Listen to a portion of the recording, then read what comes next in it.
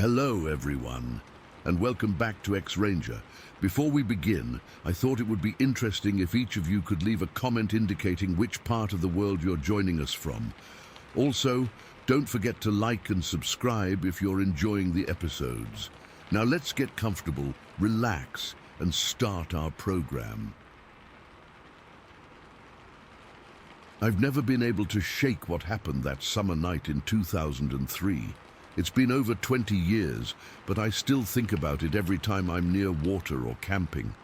I've told this story to a few people over the years, but most just laugh it off or tell me I was tired or drunk or that my eyes were playing tricks on me. Greg is the only one who believes me because he saw it too. We were camping on this sandbar along the White River in Owen County, Indiana.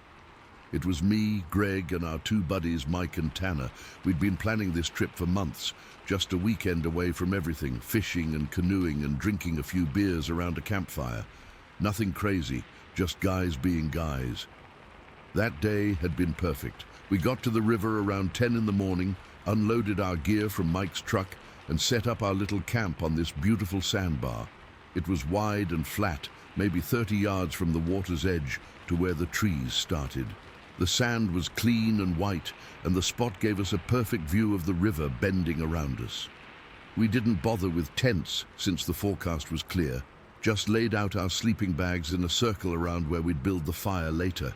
We spent most of the day canoeing. We had 2 canoes between the 4 of us, and we took them a couple miles upstream, then floated back down, fishing along the way. I remember catching a decent smallmouth bass that we cooked up for dinner. Mike caught a few too. We were having a blast. But there was this one spot, maybe a quarter mile upstream from our campsite, that gave me the creeps for some reason. There was a small creek that fed into the river there, coming out of these really dense woods. The water from it was crystal clear, definitely spring-fed.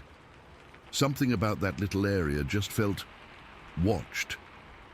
Greg mentioned it too. He said, "Man, does that spot feel weird to anyone else?" Mike and Tanner just laughed it off, said we were being city boys afraid of the woods. We got back to our sandbar around 6 that evening, built a fire, cooked the fish, drank some beers, and told stories until probably midnight. The night was gorgeous, not a cloud in the sky, and the moon was so bright we barely needed our flashlights. It was one of those perfect summer nights where the temperature is just right and there's a light breeze keeping the mosquitoes away. We all crashed around midnight. I remember looking up at the stars before I fell asleep, thinking about how peaceful everything was. The sound of the river flowing by was like perfect white noise. I don't know exactly what time it was when I woke up, probably around 3 in the morning if I had to guess. The moon was still bright, casting this silvery glow over everything. At first, I wasn't sure why I'd woken up. I didn't need to pee, wasn't cold, nothing obvious. Then I heard it, just the slightest sound of water splashing, different from the normal flow of the river. I propped myself up on my elbows and looked upstream. That's when I saw it. About 20 yards away, where the river curved slightly, something was stepping into the water. At first, my brain tried to make sense of it. Was it a bear, a deer? But it was too big, and it was walking upright on 2 legs. It was massive. I mean, I'm 6'1", and this thing would have towered over me by at least 2 feet, maybe more. Its shoulders were impossibly wide, like a bodybuilder on steroids, but natural looking, not awkward or out of proportion. Its arms were long, really long, and they swung slightly as it moved, almost reaching its knees. The thing was covered in thick, shaggy hair. In the moonlight it looked dark, maybe dark brown or black. I couldn't make out a face from where I was, but its head had this distinctive shape, like a ridge above where the eyes would be, and a kind of peaked crest on top. Not pointed exactly, but definitely not round like a human head. What really stuck with me was how it moved. The current in that part of the river is pretty strong. When we were canoeing earlier, we had to paddle hard to make any progress against it. This thing was just walking through it, steady and deliberate, like it was strolling through a park. The water was only up to its knees, but that's deep enough that any human would be struggling not to get swept away. I was frozen, completely frozen. I couldn't move, couldn't call out to the others. I just watched as this creature waded across the river. That's when Greg spoke up beside me. He just whispered, "Do you see that?" And my heart nearly stopped. The thing paused. It turned its head toward us, and I swear it looked right at us. For a moment I thought it was going to come our way, and I've never been so terrified in my life. But after what felt like forever, but was probably just a few seconds, it continued across the river. When it reached the other side, it didn't pause or look back. It just climbed up the bank and disappeared into the woods, right near that creepy, spring-fed creek we'd passed earlier. Greg and I just lay there for a while, not saying anything. Eventually, he whispered, "What the fuck was that?" I couldn't answer. I literally had no explanation. We decided to wake Mike and Tanner, but they were pissed about being woken up and clearly thought we were messing with them or had been dreaming. It was probably just a bear, Mike kept saying. Bears can stand on their hind legs. But this wasn't a bear, not even close. The proportions were all wrong. The movement was all wrong. Bears don't wade through strong currents standing upright, and it was way bigger than any black bear you'd find in Indiana. Maybe it was someone playing a prank, Tanner suggested. Some local in a costume. But who would be out in the middle of the night, in the middle of nowhere, in a costume that realistic? And how would they cross that current so easily? It doesn't make any sense. Greg and I couldn't get back to sleep. We just sat by the dying embers of the fire, talking in hushed voices about what we'd seen. We both agreed it had to be a Bigfoot. I know how that sounds. Believe me. Before that night, I would have laughed at anyone who claimed they saw Sasquatch. But after seeing it with my own eyes, I don't know what else it could have been. When dawn came, we packed up camp quickly. Neither Greg nor I wanted to stay another night. And though Mike and Tanner were annoyed, they went along with it. Before we left, Greg and I walked upstream to look at the spot where the creature had crossed. There were no footprints on our side of the river. The sand was too packed down from us walking around the day before. We tried to look across to the other bank, but the morning sun was creating a glare on the water that made it hard to see anything clearly. As we were standing there, I felt that same creepy feeling I'd had the day before near the spring-fed creek, like we were being watched. I suggested we take the canoes across to check for footprints on the other side, but nobody was up for it. Mike and Tanner were already making jokes about our Bigfoot sighting, and honestly, I was too shaken to push the issue. On the drive home, Greg and I tried again to explain what we'd seen, giving all the details. The massive shoulders, the long arms, the distinctive head shape, the way it moved through the water. Mike kept saying it had to be a bear, or maybe even a moose, which don't even live in Indiana. Tanner thought we were pulling an elaborate prank. Eventually, we just stopped talking about it. Over the next few weeks, I did some research. I found out that there have been other Bigfoot sightings in that area of Indiana. Owen County and the surrounding forests have had reports going back decades. Some described exactly what we saw. The massive build, the distinctive head shape, the natural way it moved through difficult terrain. I've gone back and forth over the years, trying to convince myself it was something else. Maybe my eyes were playing tricks on me in the moonlight.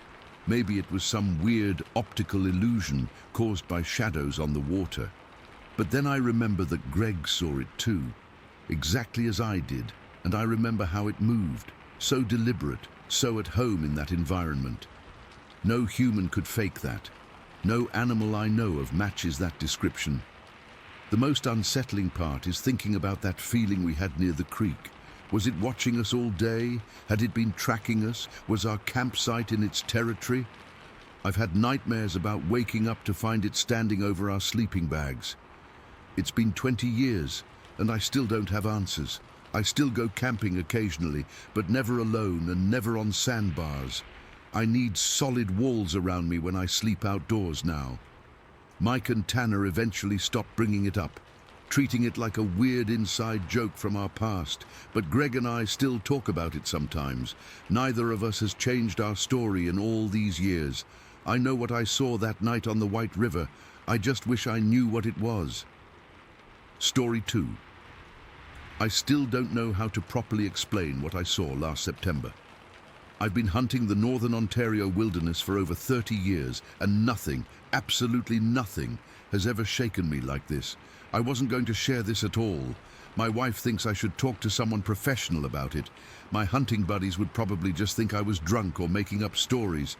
But I need to get this off my chest, and maybe someone here has seen something similar. It was the 3rd day of moose season. I'd set up my main camp about 20 miles north of Hearst, using those old logging roads that snake through the bush. Perfect spot, always has been. Good sight lines, close to a small creek, and far enough from other hunters that I don't have to worry about competition. That morning started like any other hunt. I was up before dawn, had my coffee and oatmeal, and was in position just as the sky started lightening. The temperature was around 40 degrees, crisp but not too cold, perfect hunting weather. The leaves had just started turning, splashing the forest with oranges and reds against the dark green pines. I'd been sitting in my spot overlooking a small clearing for maybe 3 hours. Nothing much was moving. I'd seen a few grouse and a fox, but no sign of moose. Around 10 in the morning, I decided to change positions and move closer to a game trail I knew ran along a ridge about half a mile west. I remember checking my compass and starting the slow, careful walk through the bush. I've always been meticulous about moving quietly. 30 years of hunting teaches you that. I was wearing my standard gear, camo jacket, orange safety vest, rifle slung over my shoulder, small pack with water, jerky, and essentials. The forest was typical Northern Ontario bush, mixed birch, pine, and spruce, with some marshy spots in the low areas. It was pretty thick in places, but I know this area like the back of my hand. I'd just reached a small rise when I noticed something odd about 100 yards ahead. At first, it just looked like a patch of grey against the darker trees, maybe an old stump or a shadow, but then it moved. I froze instantly. My first thought was moose, but this was too small. Then I thought maybe a bear, but the movement wasn't right. I slowly raised my binoculars, keeping absolutely still. What I saw through those lenses still makes my skin crawl when I think about it.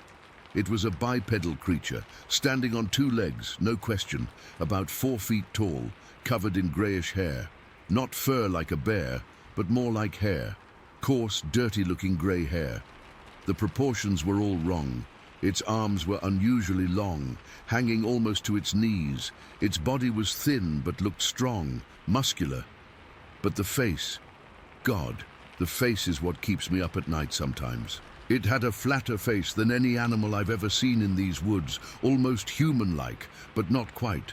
The forehead sloped back sharply, and there was barely any nose that I could see. But the eyes, dark eyes, they were looking right at me. I swear to God it saw me. It knew I was there. We locked eyes for maybe 3 seconds, though it felt like minutes. There was intelligence there, not animal awareness, but something that understood what it was seeing. Then it simply turned and moved into the trees. It didn't run exactly, more like a quick fluid movement that was too smooth for something its size. 1 second it was there, the next it was gone. No crashing through underbrush, no sound at all. And that's when I noticed the silence. The forest had gone completely quiet. No birds, no squirrels chattering, nothing. Just dead silence. Anyone who spends time in the woods knows that's not normal. That silence lasted for maybe 15 minutes. I stayed frozen in place, my heart hammering so hard I could feel it in my throat. My mouth was completely dry. I've faced down bull moose and black bears without this kind of fear. This was different, primal. Eventually, I got my nerves together enough to move forward. I had to know if I'd actually seen what I thought I'd seen. I approached the spot carefully, rifle ready, though I'm not sure what good it would have done against whatever that was. The ground was soft there with patches of moss and leaf litter. I found some odd impressions, round, about 4 inches across, but not clear enough to make out any toes or claws. Not a bear track, definitely not moose or deer. The moss was compressed in a way that suggested something had been standing there, but the forest floor doesn't take clear prints like mud or snow would. I searched the area for about an hour, looking for hair, scat, anything. Found nothing conclusive, just those vague impressions that something had been there. I continued hunting that day, but my heart wasn't in it. I felt watched the entire time, though I never saw the creature again. I didn't tell anyone at camp that night. How could I? Hey guys, I think I saw a small Bigfoot today. They'd never let me live it down. The next morning, I went back to the same area. I'm not sure why. Curiosity, stubbornness, or maybe I needed to convince myself I hadn't imagined it. The feeling of being watched was even stronger that day, raising the hair on my neck, but I never saw anything unusual. I've replayed what I saw 1,000 times in my head. I've hunted these woods for 3 decades. I know a bear when I see one, even at a distance. I know what a wolf looks like, what a wolverine looks like. This wasn't any of those. I've since done some research, looked into reports of Bigfoot sightings in northern Ontario. There aren't many, but enough to make me wonder. What I saw was smaller than what most people describe. Maybe a juvenile? I don't know. The grey coloration isn't common in reports either, which makes me question everything even more. But I know what I saw. It was real. It was there. And it wasn't anything I can explain. The thing that gets me most is the eyes. They weren't animal eyes. There was something behind them, something thinking, assessing. It recognized me as human, I'm certain of it, and it chose to leave rather than confront me. I've been back to those woods several times since. I still hunt there. Some might think I'm crazy for going back, but this is my place. I've spent more time in those forests than some people spend at their jobs. I'm not going to be scared away. But I am more alert now, more aware of my surroundings. I keep my camera ready these days, though I doubt I'd be quick enough to get a photo if I ever saw it again, and I carry a small notebook to record anything unusual. So far, nothing. The locals in Hearst don't talk much about strange creatures in the woods. When I carefully brought up the subject at the diner in town, the old-timers just gave me funny looks and changed the subject. But one older guy, must have been in his 70s, pulled me aside later and said his grandfather used to talk about the grey ones in the deep bush. Said they were bad luck to see, but wouldn't hurt you if you left them alone. Then he clammed up and wouldn't say more.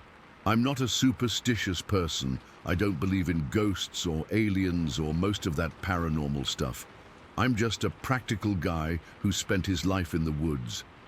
But I know what I saw wasn't a known animal, wasn't a person in a suit either. We were 20 miles from the nearest road, in rough country.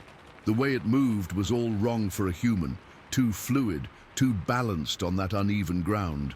And the proportions, those long arms, that small head with those eyes. No costume I've ever seen looks that realistic up close through quality binoculars. Sometimes I wonder if it's watching me when I'm out there. If it's just beyond my field of vision, observing. I get that feeling a lot now when I'm alone in the bush, that prickling sensation on the back of my neck. I've started leaving small offerings when I hunt now. Nothing big, just a bit of jerky or an apple placed on a stump. Old hunter's superstition maybe, or just my way of saying I mean no harm. They're always gone when I come back. Probably taken by raccoons or martens, but still. I've heard strange wood knocks a few times since then. 3 distinct knocks that don't sound like a woodpecker or a falling branch. Always distant, always when I'm alone. Could be nothing, could be something communicating. I haven't told many people this story. My wife knows something happened. She could tell I was shaken when I came home from that trip, but I didn't give her details. What would be the point? She'd just worry more when I go hunting. So I keep going back to those woods. Keep hunting. Keep watching. I believe if I saw one, there must be more. a breeding population hiding in the vast wilderness of northern Ontario, thousands of square miles of forest where humans rarely set foot. It's possible. I'm not obsessed with finding it again. I'm not one of those Bigfoot hunters you see on TV. I'm just a normal guy who saw something I can't explain, something that shouldn't exist according to science, but something I know was real. I saw it. It saw me. And sometimes, in the deep silence of the northern forest, I still feel its eyes on me. Story 3. I haven't talked about this much outside my family. It's been over 20 years now, but thinking about those nights still makes the hair on my neck stand up. I was in my early 20s back in the late 90s, working with my dad as a commercial fisherman. We'd run lines in rivers all through Georgia and up into South Carolina. It wasn't glamorous work, long hours, physical labor, and mostly at night when the fish were most active.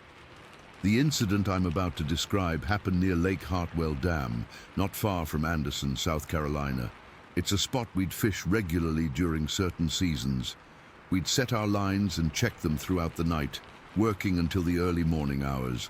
My mom would drive out to pick us up from the boat landing when we were done, usually around 1 or 2 in the morning. She'd been doing this for years, never complained about it. That night started like any other. Dad and I had been working since about 4 in the afternoon, checking our lines, pulling in whatever we caught, rebaiting hooks. It was warm for early spring, and the fishing had been decent. We called Mom on our radio around midnight to let her know we'd be wrapping up in a couple hours. Normal procedure. We were about half a mile downstream from the landing, anchored near this narrow strip of an island that created a channel where we often had good luck. The night was clear. Moon was bright enough that we didn't need our lanterns on full blast, just the sounds of water lapping against the boat, crickets, and occasional splashes from fish jumping. Around 1:30, we started pulling in our final lines for the night. Dad noticed Mom's headlights at the landing. She was early, which wasn't unusual if she couldn't sleep. We figured we'd be another 30 minutes or so. I remember thinking about how tired I was, looking forward to getting home and crashing. When we finally pulled up to the landing around 2 in the morning, I knew something was wrong immediately. Mom was sitting bolt upright in the truck, and I could see her face was pale even in the dim light. All the windows were up despite it being a warm night, and when Dad knocked on the window, she jumped like she'd been shocked. She unlocked the doors, but didn't get out to help us load the gear like she usually would. Her hands were trembling when she handed Dad the thermos of coffee she always brought. When I asked what was wrong, she just shook her head, said she'd tell us when we got on the road. Once we had the boat secured and our catch stored in the coolers, we climbed into the truck. That's when I noticed Dad's old Remington shotgun laying across the bench seat next to her. Dad kept it in the truck sometimes when we went to remote spots, but Mom never touched it. She didn't like guns. "What's going on?" Dad asked, pointing at the shotgun. Mom's voice was shaky. "I saw something while I was waiting for you boys, something big." At first I thought maybe it was a bear. We'd seen them occasionally in these parts, though they usually kept their distance. But Mom shook her head when Dad suggested it. "It wasn't a bear," she said firmly. "It was walking on 2 legs, like a man, but not a man." She explained that she'd been sitting in the truck with just the parking lights on, waiting. She'd been looking at a magazine when she noticed movement in her peripheral vision.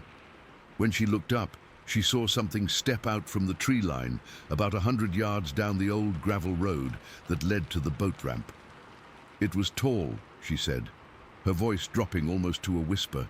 "So tall, taller than any person I've ever seen. Had to be 9, maybe 10 feet, walking upright on 2 legs, but the proportions were all wrong." The thing that scared her most was how it moved, smooth and deliberate, not lumbering like you'd expect something that size to move.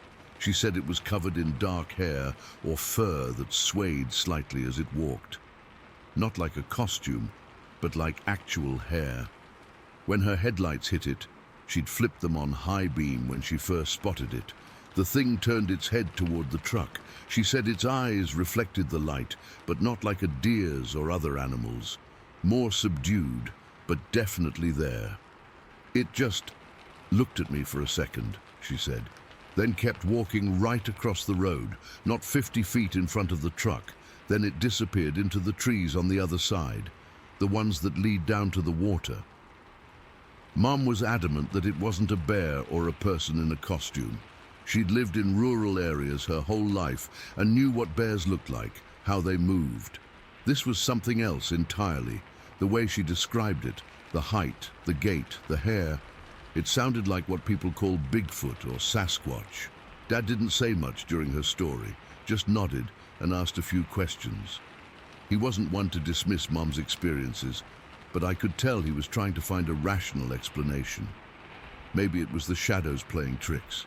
Maybe it was someone playing a prank, but Mom wasn't having it.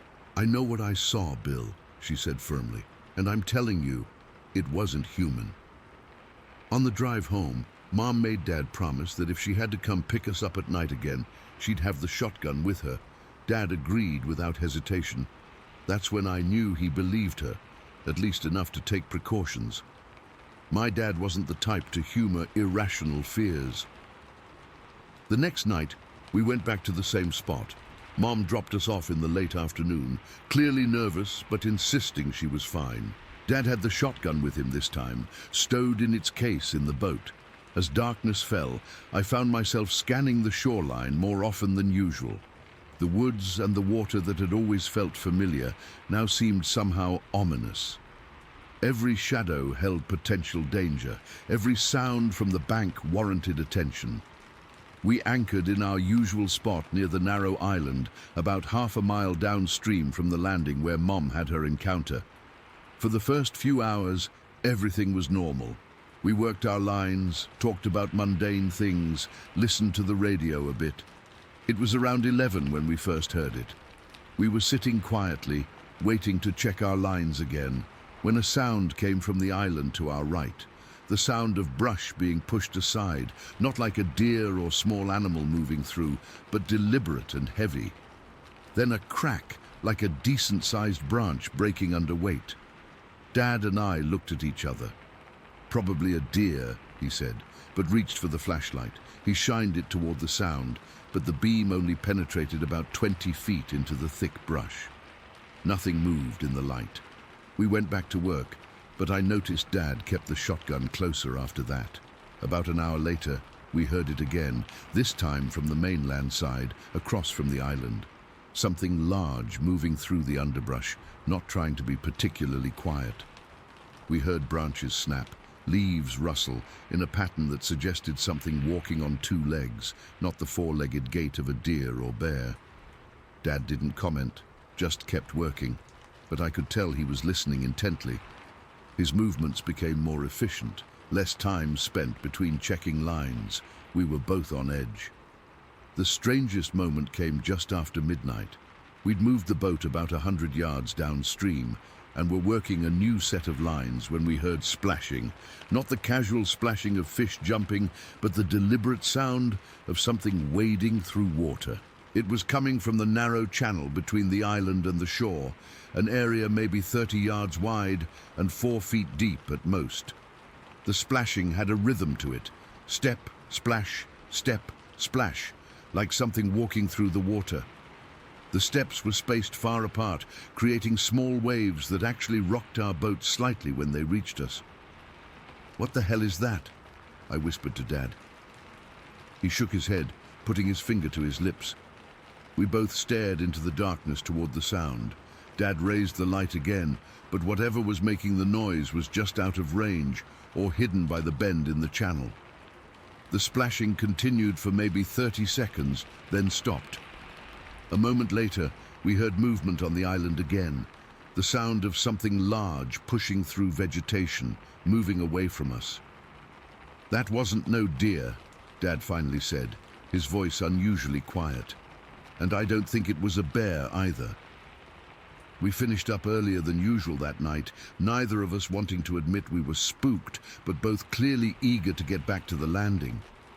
Mom was waiting with the truck doors locked and the shotgun across her lap.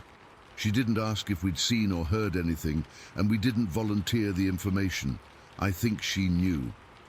Over the next few weeks, we continued fishing that stretch of river, partly because the fishing was good, and partly, I think, because Dad wanted to figure out what was out there. Almost every night we'd hear something moving around on either the island or the mainland shore, always keeping just out of sight, but making its presence known. One night stands out in particular. We'd been having a slow evening and decided to move closer to the dam, anchoring near a steep bank with thick forest coming right down to the water's edge. It was around 1 in the morning, nearly silent, except for the normal sounds of the river. We were both startled by a tremendous crack, not like a branch breaking, but like a solid log being snapped in half. It came from about 30 yards up the bank, hidden in the trees. A few moments later, there was another crack, then another, as if something immensely strong was breaking dead trees with its hands, or testing its strength. Dad and I didn't speak, just looked at each other in the dim light of our lantern. He reached for the shotgun, laid it across his lap. We stayed completely still, barely breathing. Then we heard it. Footsteps. Heavy, deliberate footsteps moving parallel to the shore, just inside the tree line. Whatever it was big enough that we could hear the ground compressing under its weight. It walked for about 50 yards, then stopped. For a long, tense minute, nothing happened. Then we heard a deep rumbling sound, not quite a growl, not quite a grunt, but something in between. It was low enough that I felt it more than heard it, a vibration that seemed to travel through the air and settle in my chest. Dad raised the shotgun slightly. I noticed his hands were steady, but there was sweat on his forehead despite the cool night air. The thing in the woods made that sound once more. Then we heard it moving away, heavy footsteps receding into the forest. Neither of us spoke for several minutes after it was gone. "You think that's what Mom saw?" I finally asked. Dad nodded slowly. "I reckon so. We never did see it clearly like Mom did. Never got a good look at whatever was watching us from the trees those nights, but we felt its presence, heard it moving around us, sensed it watching. I've never felt so observed as I did during those weeks, like we were the ones being studied." After about a month, the encounters tapered off. Either it lost interest in us or moved on to another area. We kept fishing that stretch of river for years after, but never experienced anything quite like those few weeks again. I've thought about it a lot over the years, trying to make sense of what happened. The most logical explanation is that we encountered a Sasquatch or Bigfoot that was using that section of river as part of its territory. Maybe it was hunting fish like we were, or maybe the river provided an easy travel route between larger sections of forest. Whatever the reason, for a brief time, our paths crossed with something not quite human, something that most people don't believe exists. Mom never went back to that landing at night without Dad's shotgun beside her. And to this day, when I'm near woods at night, I find myself listening, really listening, for heavy footsteps and breaking branches. Story 4. It's been 20 years since that night in the summer of 2003, but I still get goosebumps every time I think about it. I was only 12 years old at the time, spending the summer with my sister at our grandparents' farm just outside Delta Junction, Alaska. Their property was pretty isolated. The nearest neighbor was about 2 miles away, and beyond the house was nothing but fields, forests, and mountains. My grandparents' farm was my favorite place in the world. During the day, it was magical. We'd help feed the chickens, pick berries, and explore the edges of the property. But that summer changed everything for me. It was late July, and the sun was finally starting to set around 10 at night. Alaska summers are weird like that. It stays light forever, which is probably why my grandparents let us stay up late. That particular evening, me, my sister Kate, she was 14, and 5 friends from nearby farms were hanging out in the front yard. We had a small fire going in the fire pit, and we were roasting marshmallows and telling stupid stories. My grandpa had gone to bed early because he always woke up at 4 in the morning, and my grandma was inside watching her TV shows. We weren't doing anything crazy, just being kids, laughing too loud probably. Around 11:30, the strangest thing happened. We heard movement in the field adjacent to the yard. At first, I didn't think much of it. We were used to wildlife. Moose would wander through sometimes, or foxes. But this was different. The noise wasn't fading away like it normally would when an animal passes through. It was staying in the same general area, moving back and forth, like whatever it was kept pacing in one spot. "Did you guys hear that?" Kate asked, and we all went quiet. The sound was like heavy footsteps pushing through the tall grass, but slower and more deliberate than a moose or deer would move. It was like, I don't know how else to describe it, like it was being careful. That's when I noticed my grandparents' 3 dogs. They were big mutts, part husky, part who knows what, and they weren't afraid of anything. I'd seen them chase off bears before, but that night they were standing at attention, facing the field, their tails tucked between their legs. Kodiak, the biggest one, was letting out this low, continuous growl that I'd never heard from him before. The hair on my arms stood up. Something was wrong, really wrong. It was like the whole atmosphere had changed, and even though it wasn't cold, I felt chilled to the bone. "Maybe we should go inside," my friend Tyler whispered. Nobody moved. It was like we were frozen, all staring at the same spot where the grass was moving slightly, and then we heard it. I'll never forget that sound as long as I live. It was a scream, but not like a human scream. It was deeper, sharper, and it seemed to cut right through the night air. It wasn't like any animal sound I'd ever heard in Alaska, not a bear, not a wolf, not a mountain lion. It was something else entirely. That's when it stepped out of the field. I remember every detail with perfect clarity. It was huge, at least 8 or 9 feet tall. Its body was covered in dark brown hair, almost black in the dim light. The shoulders were massive, probably twice as wide as my grandpa's, and he was a big guy. Its chest was broad and powerful. It stood on 2 legs, shaped like a man, but way, way bigger. Its arms hung down past its knees. I couldn't make out its face clearly. It was too dark, and I think part of me didn't want to see it, but I remember seeing the outline of a pronounced brow and what looked like glinting eyes.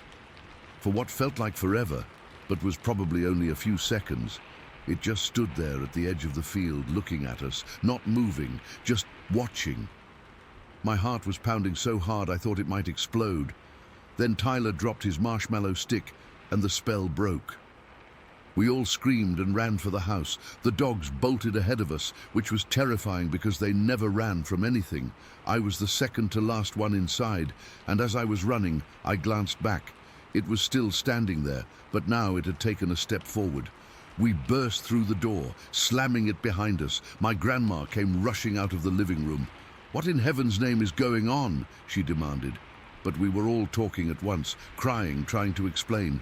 "There's something out there," Kate finally managed to say. "Something big."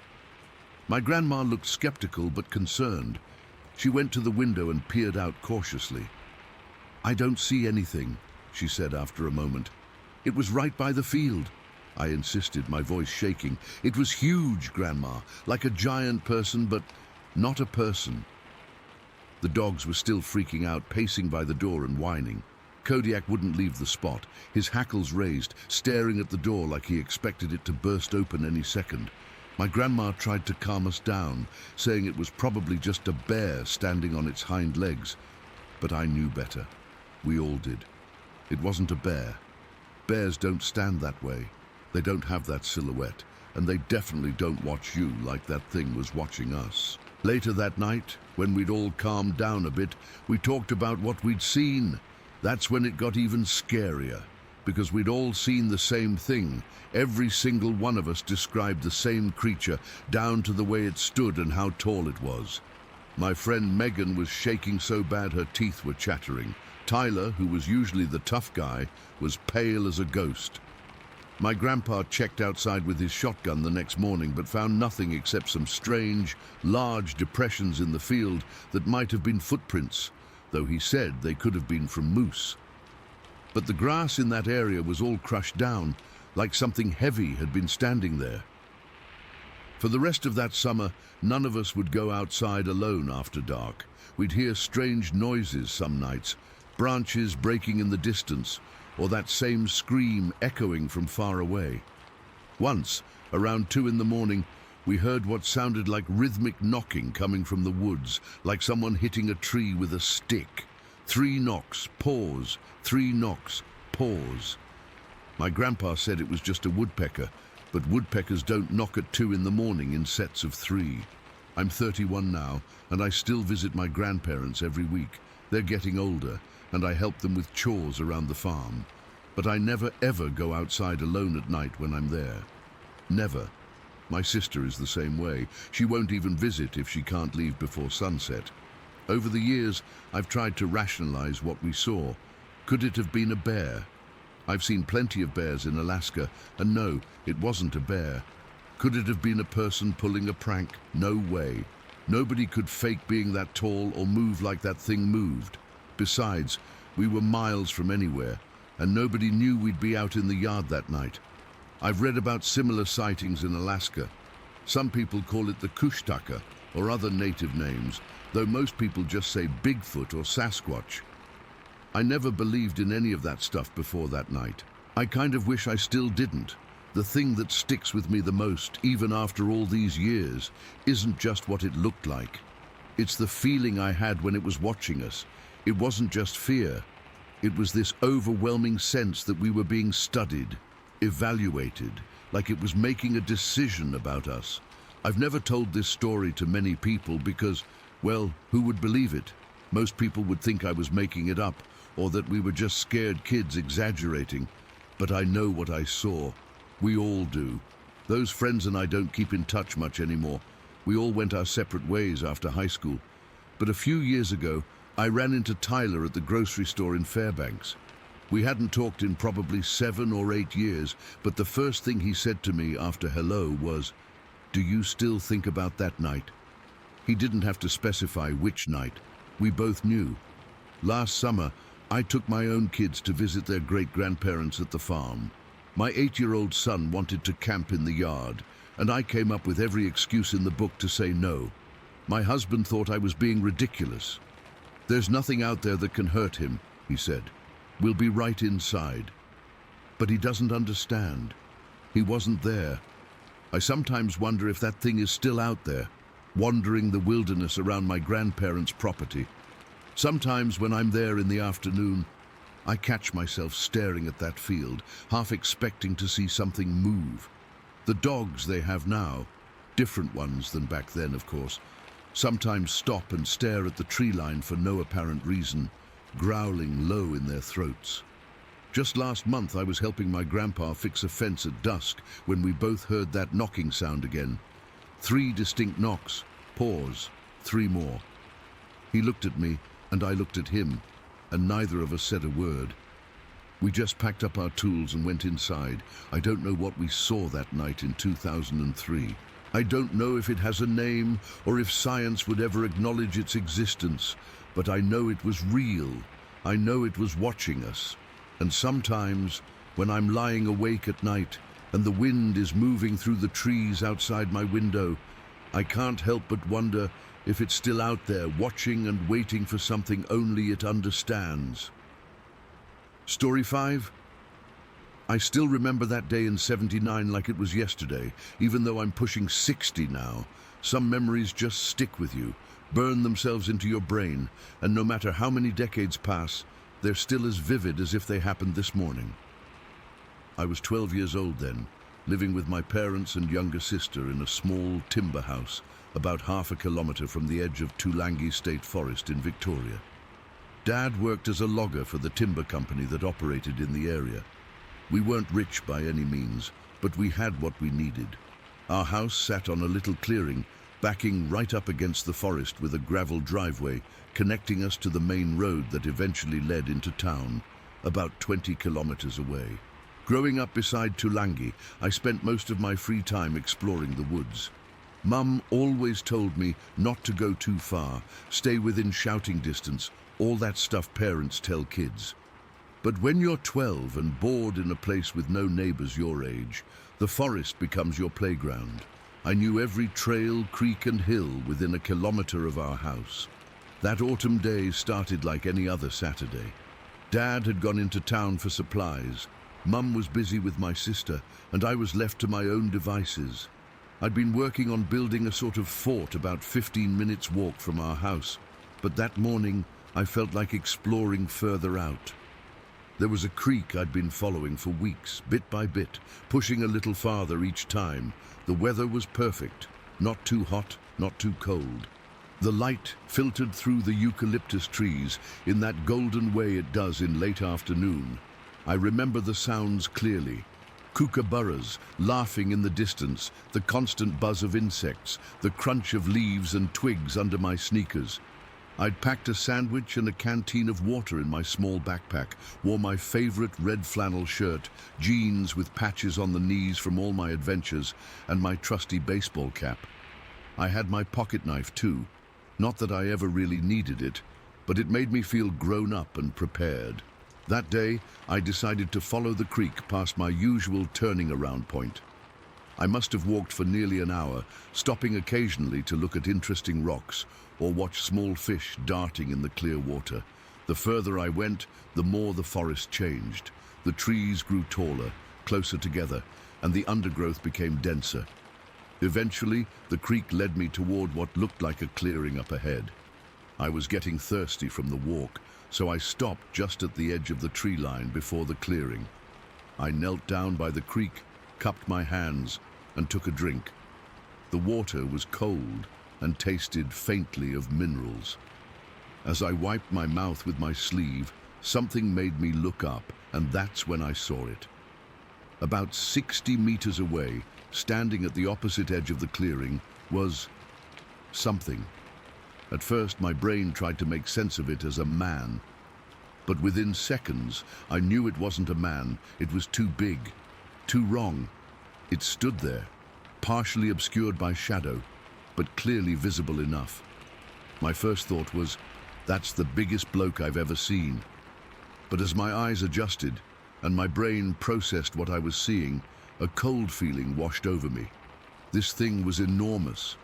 I'm not exaggerating when I say it must have been at least 8 feet tall, maybe taller. Its body was covered in what looked like dark reddish-brown hair or fur. Not like a bear's coat, more shaggy, like matted human hair, but all over its body. The build was what really struck me. Impossibly broad shoulders, a thick chest that tapered to a narrower waist, powerful-looking arms that hung too low, almost to its knees. The proportions were all wrong. Its legs were thick like tree trunks. The head sat directly on those massive shoulders with barely any neck, and had an odd conical shape that widened at the top. It was facing away from me when I first spotted it, standing motionless at the tree line. Then, as if it had heard something, it turned its head, not its whole body, just its head. I caught a partial side view of its face. The profile showed a heavy brow ridge that jutted out, a flat nose, and what looked like a strong jaw with a wide mouth. I couldn't make out details of the eyes from that distance and angle, but the face didn't look exactly human. It was more like a primitive version of human features, exaggerated and powerful. I froze completely. Didn't move a muscle, didn't even breathe. Some instinct told me to stay absolutely still. My heart was pounding so hard I could feel it in my throat. My fingers dug into the dirt beside the creek. I remember thinking, if I don't move, it won't see me. The creature stood there for what felt like forever, but was probably only 30 seconds or so. Then, with a deliberate, surprisingly fluid motion, it began to walk across the clearing toward the trees on the other side. Its gait was odd, not exactly a human walk, but not like an animal either. Each step was purposeful, heavy.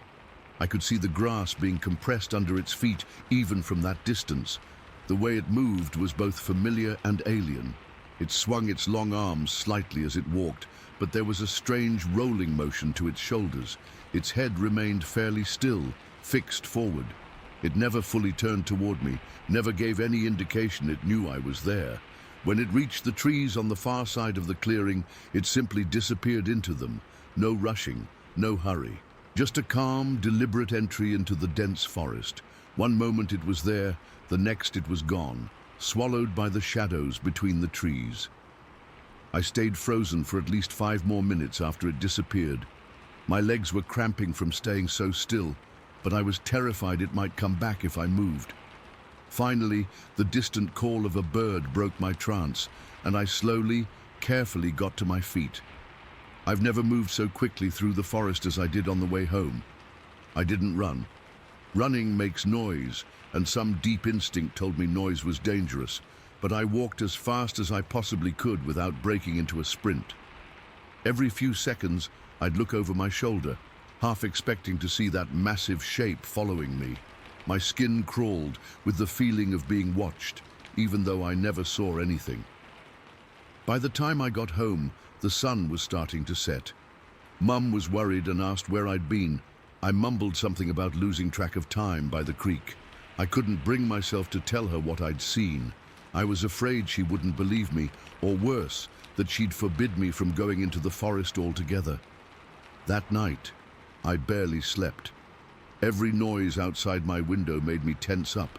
The wind in the trees sounded like footsteps. The creaking of our old house seemed like something trying to get in. 3 days passed before I worked up the courage to tell Dad. We were sitting on the porch after dinner. Mum and my sister were inside washing up. I remember staring at my shoes, unable to look at him as I described what I'd seen.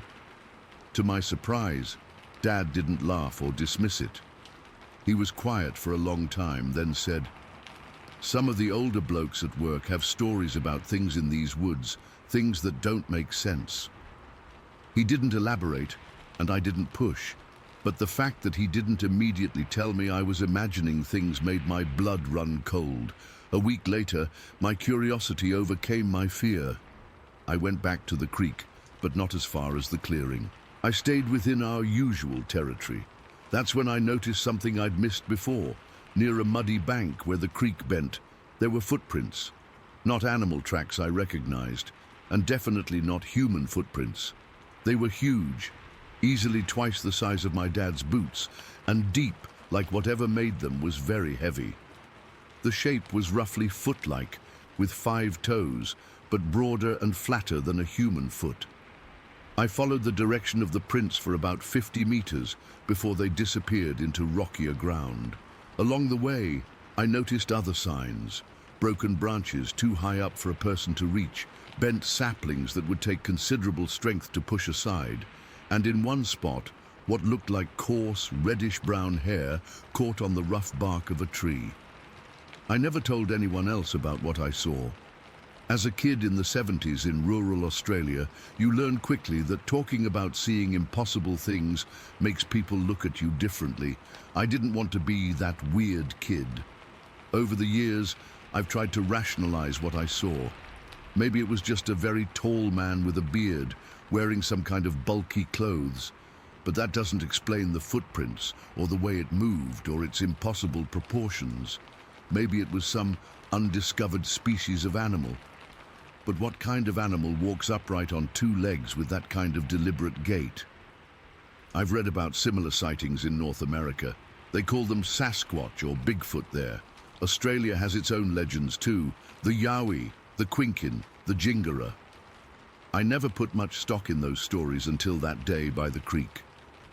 My family moved away from Tulangi when I was 15, when the timber company Dad worked for closed down operations in that area. I've been back a few times as an adult, just to see if I could find that clearing again. The last time was about 5 years ago. The forest has changed. Some areas have been logged, others have grown denser. I couldn't find the exact spot where I saw it. But every time I'm in any forest, anywhere in the world, I still find myself scanning the trees, looking for movement, for that tall silhouette. I still feel my heart race when a branch breaks unexpectedly, or when something moves in my peripheral vision. I know what I saw that day. It wasn't a man, it wasn't a known animal, and it wasn't my imagination. It was something else. something that shouldn't exist according to what we're taught about the world. But it was there, as real as the ground under my feet. The strangest part, I wasn't afraid while watching it. Stunned, yes. Shocked, absolutely. But the fear came after, in the realization that something like that could exist without most people knowing. That it could be out there in those woods all this time, rarely seen, leaving only the occasional footprint or broken branch as evidence. Sometimes I wonder if it saw me that day, if it knew I was there, watching it, and simply chose to ignore me. That possibility is somehow more unsettling than if it had charged at me or shown aggression. 43 years later, and I still don't have answers. Just the memory of those few moments that changed how I see the world, and the knowledge that sometimes the things we dismiss as myths or legends might be walking through clearings in forests, just out of sight, just beyond belief. Story 6. I've never told this story to anyone outside my immediate family and the few friends who were there for part of it. Even after all these years, I still get goosebumps just thinking about what happened. I guess I'm sharing it now because I need to get it off my chest, and maybe someone else has seen the same thing.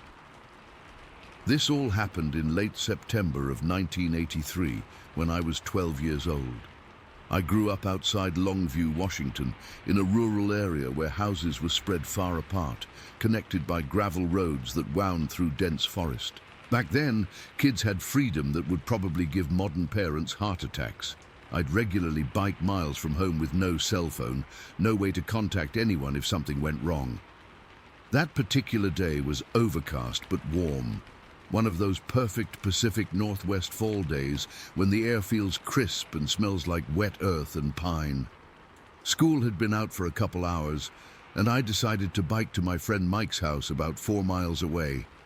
His family lived in an even more isolated spot than we did, down a long gravel road surrounded by thick forest on both sides. I remember pedaling hard up the hills, standing on my bike pedals to get enough leverage. The forest seemed peaceful that day, birds chirping, occasional rustling in the underbrush from squirrels or rabbits. Nothing unusual. I was wearing my favorite flannel shirt, jeans, and these beat-up sneakers my mum was always trying to throw away. I had a backpack with my Game Boy and a couple of comics I wanted to show Mike. When I finally arrived at Mike's place, something felt off immediately. Their family car wasn't in the driveway, and the house had that unmistakable empty feeling. I knocked anyway, waited, then tried peering through windows. Nobody home. This was annoying because I'd just biked 4 miles for nothing. No way to call and check if they were coming back soon. This was 1983, remember? I sat on their porch steps for maybe 15 minutes, debating whether to wait longer or head back home. That's when I heard it, the sound of wood splitting, like someone breaking a thick branch, but louder than what a normal person could do. It came from the edge of the forest, maybe 30 yards from where I was sitting. I stood up, thinking maybe Mike or his dad was out there gathering firewood or something. "Mike," I called out, but not too loud. Something in my gut was already telling me to stay quiet. That's when I saw it. Standing half hidden behind a massive Douglas fir was something. Someone. At first, my brain tried to make sense of it. Maybe a hunter in a ghillie suit, but no hunter would be that tall. This thing stood at least 7, maybe 8 feet tall. It was covered in shaggy black hair, not like a bear's fur, but longer, more human-looking somehow. Its shoulders were impossibly broad, like a linebacker on steroids. The creature was breaking a thick limb off the tree, like it was nothing more than a pencil, just snapping it with these massive hands. The sound of the wood splitting is something I'll never forget, that sharp crack that seemed to echo. Then it turned toward me. I'll never forget its face. Not quite human, not quite ape. Its eyes were deep set under a prominent brow, dark and intelligent. They fixed on me with what I can only describe as curiosity. Not aggression, not hunger, but like it was studying me. For maybe 3 seconds, we just stared at each other. 3 seconds, that felt like an eternity. Then my survival instinct kicked in. I grabbed my bike, nearly fell over trying to mount it, and started pedaling like my life depended on it, because I was certain it did. The gravel road was rough, full of potholes, and my bike tires kept slipping, throwing up rocks as I pushed harder than I'd ever pedaled before. I didn't look back. I couldn't, but I could hear it.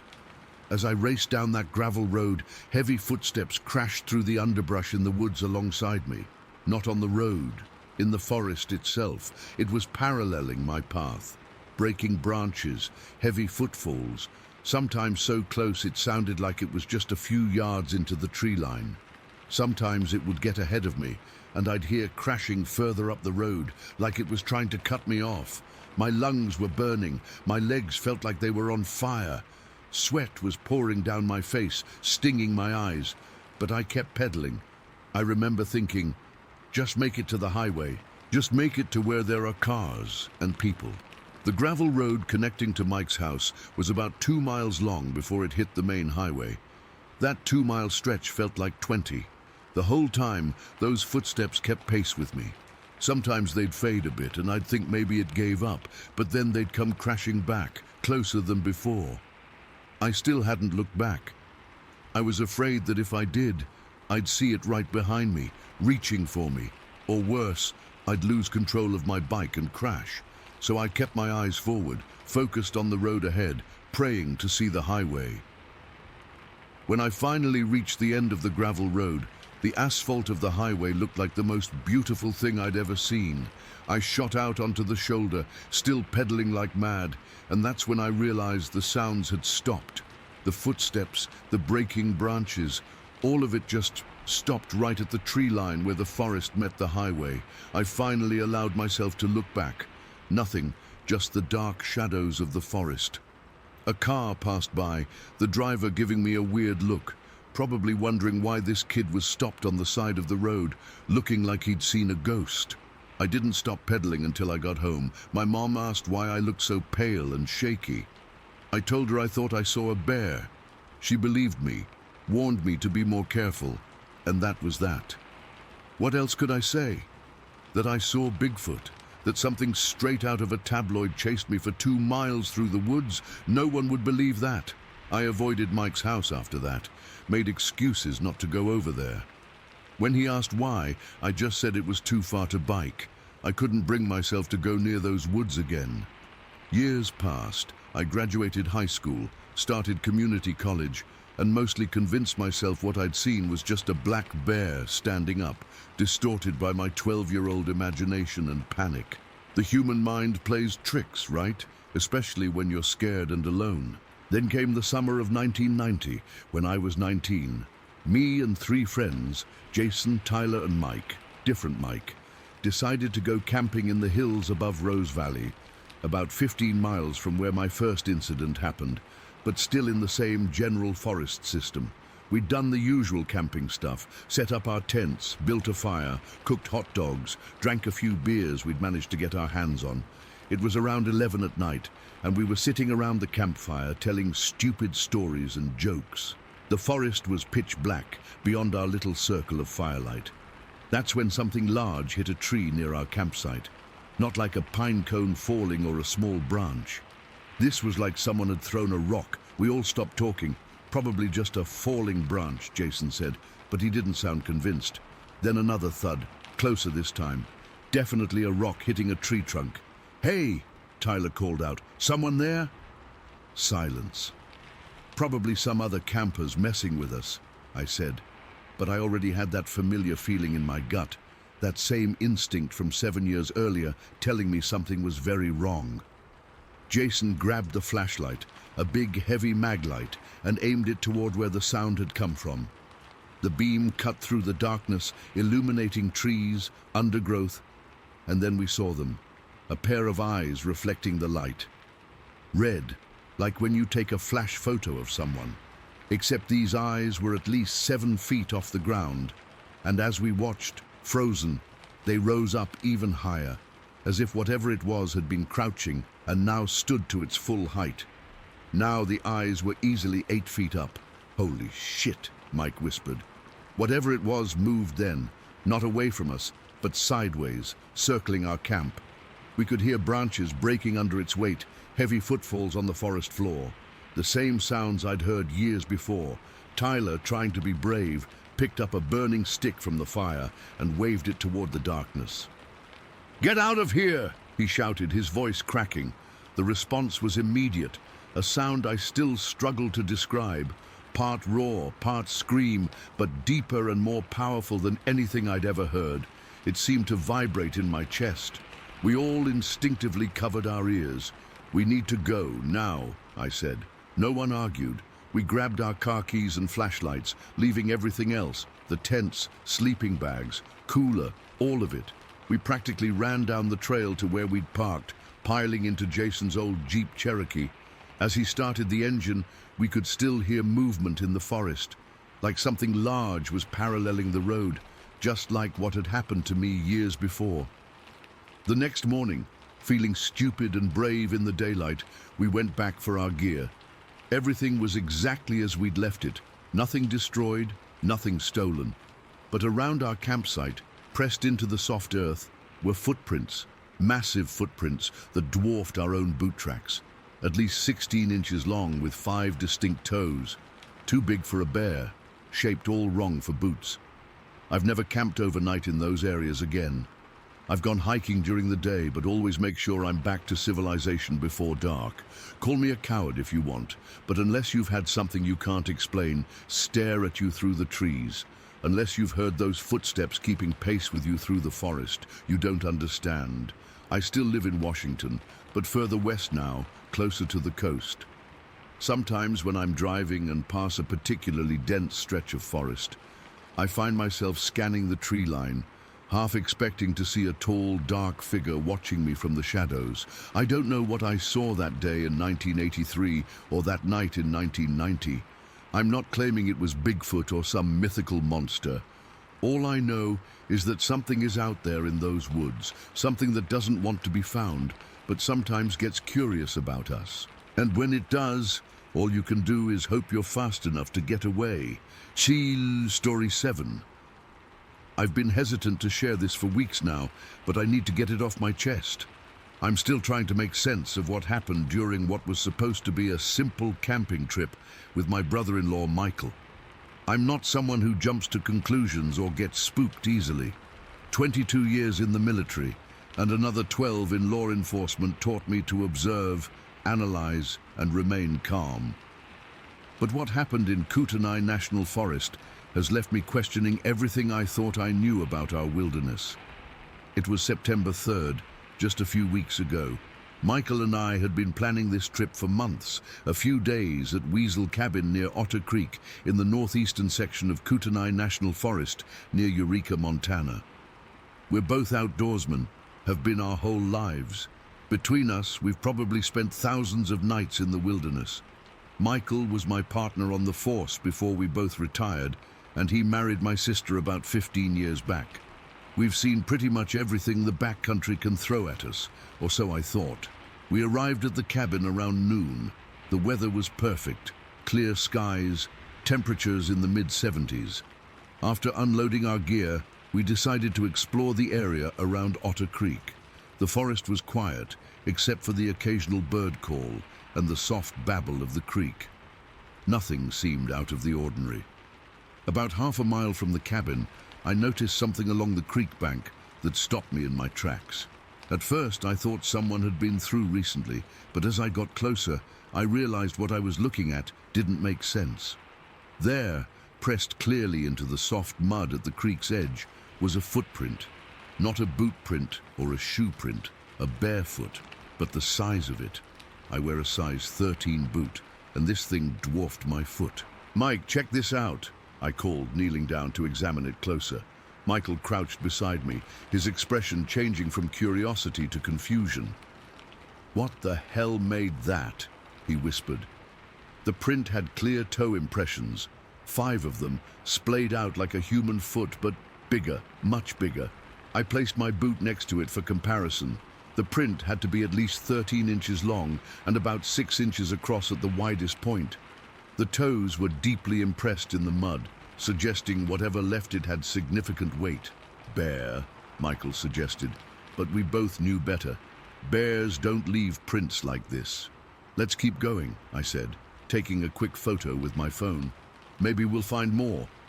We continued along the creek, more alert now, scanning the ground and our surroundings.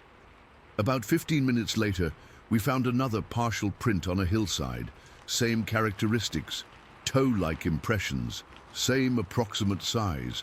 This one wasn't as clear, but it was undeniably similar. We decided to head back to the cabin and drop off some of our gear before exploring the old trail that runs behind the cabin. This trail hasn't been maintained in years, so it's overgrown and rarely used. As we pushed through the brush, I noticed something odd. Branches broken off at about shoulder height. Now I'm 6'2", so whatever broke these branches had to be tall. The breaks weren't clean cuts like from a tool. They were snapped and twisted, as if something large had pushed through. "You seeing this?" I asked Michael, pointing to the broken branches. He nodded, his eyes scanning the forest canopy. "Yeah, and look, it continues up ahead."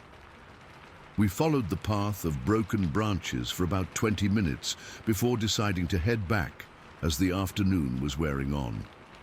We wanted to get a fire going and cook dinner before dark. Back at the cabin, we tried to rationalize what we'd seen. Maybe a moose or elk had come through the area.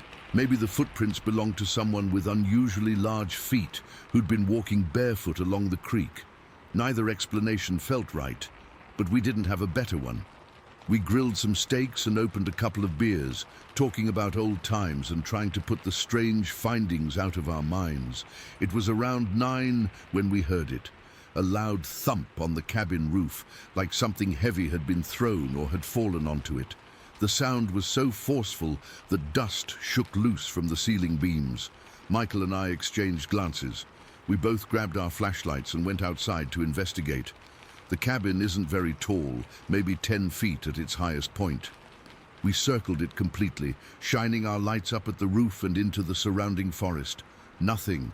No fallen branches, no evidence of what could have made that sound. "Maybe a pine cone?" Michael suggested, but we both knew that was ridiculous. The sound had been too loud, too deliberate. We returned to the fire, sitting closer together now, our conversation more subdued. I kept scanning the darkness beyond our little circle of firelight, feeling for the first time in many years like I was being watched. Around 10 that night, as we were considering turning in, we heard it. A series of faint whooping sounds coming from the western section of the forest, an area I knew was uninhabited for miles. The sounds were rhythmic, almost like they had a pattern. 3 whoops, pause, 2 more whoops. "You hear that?" Michael whispered, his body tense. I nodded, straining to identify the sound. It wasn't an owl. It wasn't a coyote or wolf. It wasn't anything I could recognize. And between my military deployments and law enforcement work in rural Montana, I've heard pretty much every animal native to North America. On impulse, I responded with a few quiet whoops of my own. The sounds from the forest stopped abruptly. For about 30 seconds, there was complete silence. Even the insects seemed to have gone quiet. Then the whooping resumed, same pattern, but closer now. And then came something else, a deep, resonant wooing sound that sent chills up my spine. It was guttural but controlled, like nothing I'd ever heard before. It rose and fell in pitch, almost like it was trying to communicate something. "What the fuck is that?" Michael whispered, his hand instinctively moving to his hip where his service weapon would have been if we'd brought them. "I don't know," I admitted, feeling a creeping sense of unease. "But whatever it is, it's big." We listened as the sounds continued for about 10 minutes, sometimes seeming to move further away, sometimes coming closer. Then, as suddenly as they had started, they stopped. The rest of the night was quiet, but neither of us slept well. I kept waking up, listening for any sound outside the cabin. Around 3 in the morning, I heard heavy footsteps circling the cabin. Slow, deliberate steps that didn't sound like any animal I knew. I lay frozen in my bunk, not daring to wake Michael or turn on a light. The steps continued for what felt like an eternity before fading away into the forest. At dawn, Michael was already up when I emerged from my room. He looked as tired as I felt. "I heard something last night," he said without preamble. "Around 3. "Yeah, me too. Footsteps?" He nodded. "And this morning, around 5, more of those whooping sounds, but from the east this time, opposite direction from last night." We spent the day hiking, deliberately avoiding the areas where we'd heard the sounds. We didn't find any more footprints, but we did notice more broken branches, all at the same height, creating a rough path through the forest. That night was quiet, too quiet. No whooping, no footsteps, nothing. Somehow that was worse. We left the next morning as planned. The drive home was mostly silent, both of us lost in our thoughts. We agreed not to mention what happened to our wives or friends. Who would believe us anyway? A few days later, I was flipping through channels and stumbled upon an episode of Expedition Bigfoot. I'm not typically one for those kinds of shows, but something made me stop and watch. And then I heard it.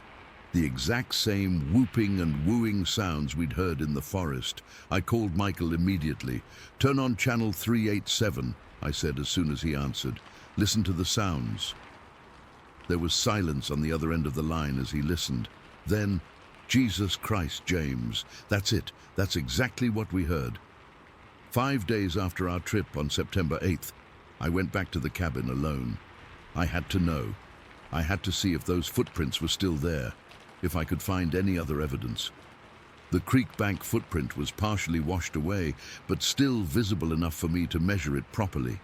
13 inches long, 6 inches wide, just as I'd estimated. I spent the day searching the area, but found nothing else concrete. As the sun began to set, I decided it was time to leave. I didn't want to be there after dark. As I was loading my gear into my truck, I heard it again. A single whoop from deep in the forest. I didn't respond this time. I got in my truck and drove away as fast as the rough road would allow. I've been in combat. I've faced armed suspects. I've tracked dangerous animals.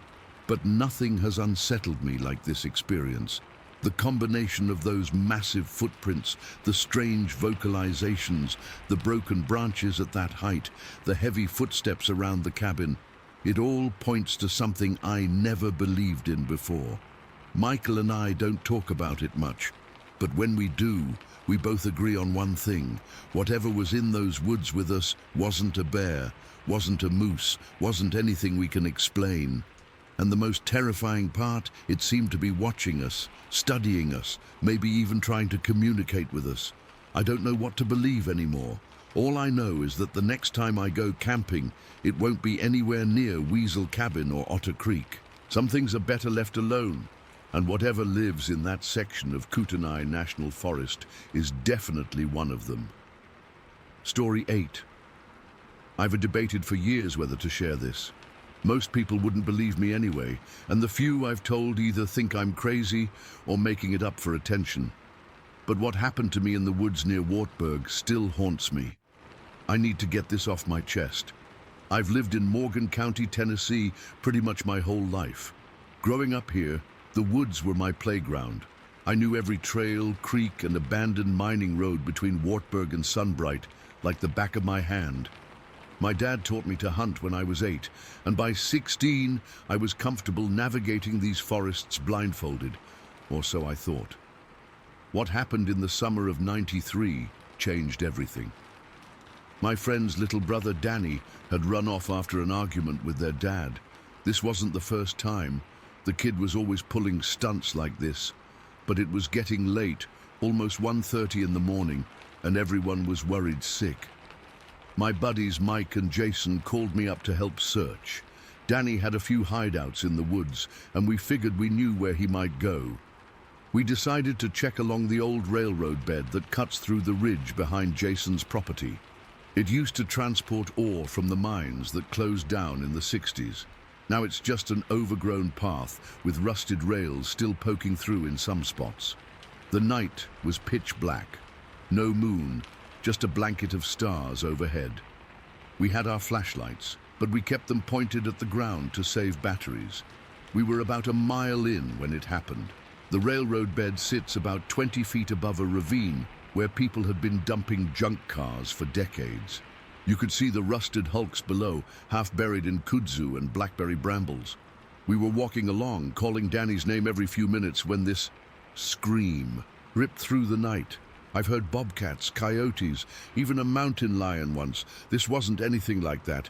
It was almost human, but too powerful, too primal. It sounded like it came from something massive, something in pain or rage. It came from directly below us, down in the ravine with all those junked cars. Then came the noise, metal tearing, not like a fender bender, like someone was ripping a car apart with their bare hands. There was crashing, screeching metal being bent and torn. We all froze. My blood turned to ice. We stood there for what felt like forever, just listening to whatever was down there destroying metal like it was paper. Jason whispered, "What the hell is that?" His voice was barely audible, but immediately the noises stopped. Complete silence. Whatever was down there had heard him. It knew we were there. I still remember the feeling in my gut, that horrible moment when you realize you're being hunted. There was a split second of silence, then came the sound of something enormous crashing through the underbrush, coming up the steep embankment toward us. 20 feet of dense brush and a nearly vertical slope, and this thing was covering it in seconds. When it reached the top, I could feel my heart stop. I couldn't make out details in the darkness, but I could see its massive silhouette against the night sky. The stench hit me like a physical force, like rotten meat, skunk spray, and stagnant swamp water all mixed together. So powerful it made my eyes water. I could hear it breathing, these deep, wet breaths, not 3 feet away from me. Mike and Jason took off running, but I couldn't move. My legs wouldn't work. I stood there face to face with this thing. It was huge, at least 7 feet tall, maybe more, with shoulders twice as broad as mine. I'm 6 foot even, and it towered over me. I couldn't see its face clearly, just a darker mass where a head should be, but I could feel it staring at me. When my legs finally decided to work again, I ran faster than I ever have in my life. I could hear Mike and Jason ahead of me and behind us. Footsteps, heavy, powerful footsteps, making the gravel pop and crunch under its weight. Whatever it was chasing us. The footsteps were getting closer. I could hear its breathing, somehow still controlled while we were gasping for air. It was going to catch us, I was sure of it. But then we reached the road crossing, where the old railroad bed intersects with County Road 29, and the footsteps suddenly stopped. I looked back once, just once. It was standing at the tree line, where the forest meets the clearing by the road, just a massive dark shape, completely still watching us. I swear I could feel its eyes burning into me. We didn't stop running until we reached Jason's house, where we collapsed on his porch, unable to speak. We told Jason's parents that we couldn't find Danny and left out the rest. What could we say? That we saw a monster? Danny came home on his own the next morning anyway, having spent the night at a friend's house without telling anyone. 3 days later, when we'd worked up the courage, we went back in broad daylight. What we found still gives me chills. Down in the ravine, an old Chevy station wagon that had been there for years had been flipped completely upside down. The roof was crushed, and one of the doors had been ripped off and thrown about 15 feet away. The metal was bent and torn like aluminum foil. It would have taken several grown men with tools to do that kind of damage. And that embankment it climbed in seconds? It took us nearly 5 minutes to carefully make our way down it, using vines and loose rocks for footholds. Whatever came up that slope that night moved in a way no human could. I convinced myself it must have been a bear, maybe one jacked up on rabies or something. It was the only explanation that let me sleep at night, and it worked for a while. I kept hunting, kept hiking, just made sure to be out of the woods before dark. Then came the second incident in September of '97. I was 20 then, and my friend Chris and I had driven up behind the ridges near Sunbright. There's an old logging road that leads to a clearing where people sometimes go to party or make out. We weren't doing either. just sitting in his station wagon talking, smoking cigarettes with the windows down. The back hatch of the wagon was facing the woods, and I remember Chris mentioning the latch was loose and sometimes popped open on bumpy roads. We'd been there maybe an hour when I got this feeling. You know that sensation when someone's watching you, like a pressure on the back of your neck. I turned to look out the back window and saw something moving in the tree line about 30 yards away. At first I thought it was a bear, but bears don't move like that. This thing was walking almost upright, swaying from side to side as it approached the car. "Chris," I said, trying to keep my voice steady, "start the car, now." He must have heard the fear in my voice because he didn't even ask questions. As he was turning the key, I watched this shape coming closer. It was dark, but the moon was out this time, and I could see it was massive, easily 7 feet tall, but hunched over slightly. As it got closer, I could make out long arms that hung almost to its knees. The car started, but before Chris could shift into gear, this thing reached the back of the station wagon. I watched in horror as a huge, hair-covered arm extended toward the hatch. It had hands, not paws, with fingers that looked too long. It grabbed the hatch and started to pull. Chris floored it. The tires spun in the dirt as we shot forward. In the rear-view mirror, I saw the thing stand up fully. It was enormous, silhouetted against the tree line. As we sped away, I swear I saw its eyes catch the red glow of our tail lights, 2 round reflections in the darkness, before it stepped back into the trees and disappeared. Chris didn't see it clearly. He just knew something was there, and I was terrified. We never went back to that spot again. I've spent over 20 years trying to make sense of what I saw those nights. I've researched every large animal native to East Tennessee. I've studied bear behavior extensively. What I encountered wasn't a bear. Bears don't move that fast through dense underbrush. They don't stand that tall. They don't chase you like that and then stop at a road crossing. And they definitely don't try to open car hatches with their fingers. I still live in Morgan County. I still hunt these woods, but I'm never out there alone after dark. Never. I carry a larger caliber rifle than I need for deer. I tell people it's for wild hogs, but that's not what I'm worried about. Most folks around here have a story or two, something they heard in the night, something they glimpsed at the edge of their property. Most don't talk about it much. Neither do I, usually. But sometimes, when I'm in the woods and the sun starts to dip below the ridge, I can feel eyes on me again. And that smell, that distinctive, putrid odor, will drift by on the breeze. I don't know what lives in these mountains. I don't want to know anymore. I just know enough to be out of the forest before nightfall and to never, ever investigate strange noises in the dark. Whatever I encountered those nights is still out there, watching and waiting in the shadows between the trees. Story 9. I still can't believe what happened to me last September. I've spent months trying to make sense of it, debating whether to share this at all. Most people would think I'm crazy or making it up for attention, but I need to tell someone about this, even anonymously. I can't keep carrying this alone. It was early September 2003. My buddy Mike had this beautiful piece of property along the Eel River in Indiana. Real secluded spot, surrounded by dense forest. Mike's family had owned it for generations, and he'd always tell me to use it whenever I wanted some alone time. After a particularly rough week at work, I decided to take him up on the offer. I packed light, just my tent, sleeping bag, a lantern, some food, and basic camping supplies. I wasn't planning anything fancy, just a weekend alone to clear my head. The drive there took about 2 hours from Indianapolis. I remember feeling this weight lifting off my shoulders as the city disappeared behind me and the landscape changed to rolling hills and thick woods. I arrived at Mike's property around 4 in the afternoon. The weather was perfect. Not too hot, not too cold, just that early fall crispness in the air. I hiked about half a mile in from where I parked to reach this small clearing about 100 yards from the river. It was the perfect spot, flat ground, protected from the wind by a line of trees, but close enough to hear the gentle sound of the river. Setting up camp was routine. I'd done it 100 times before. I pitched my two-person tent, rolled out my sleeping bag, and set up a small camp kitchen with my portable stove. I remember taking extra care with my food storage since Mike had mentioned raccoons being a problem.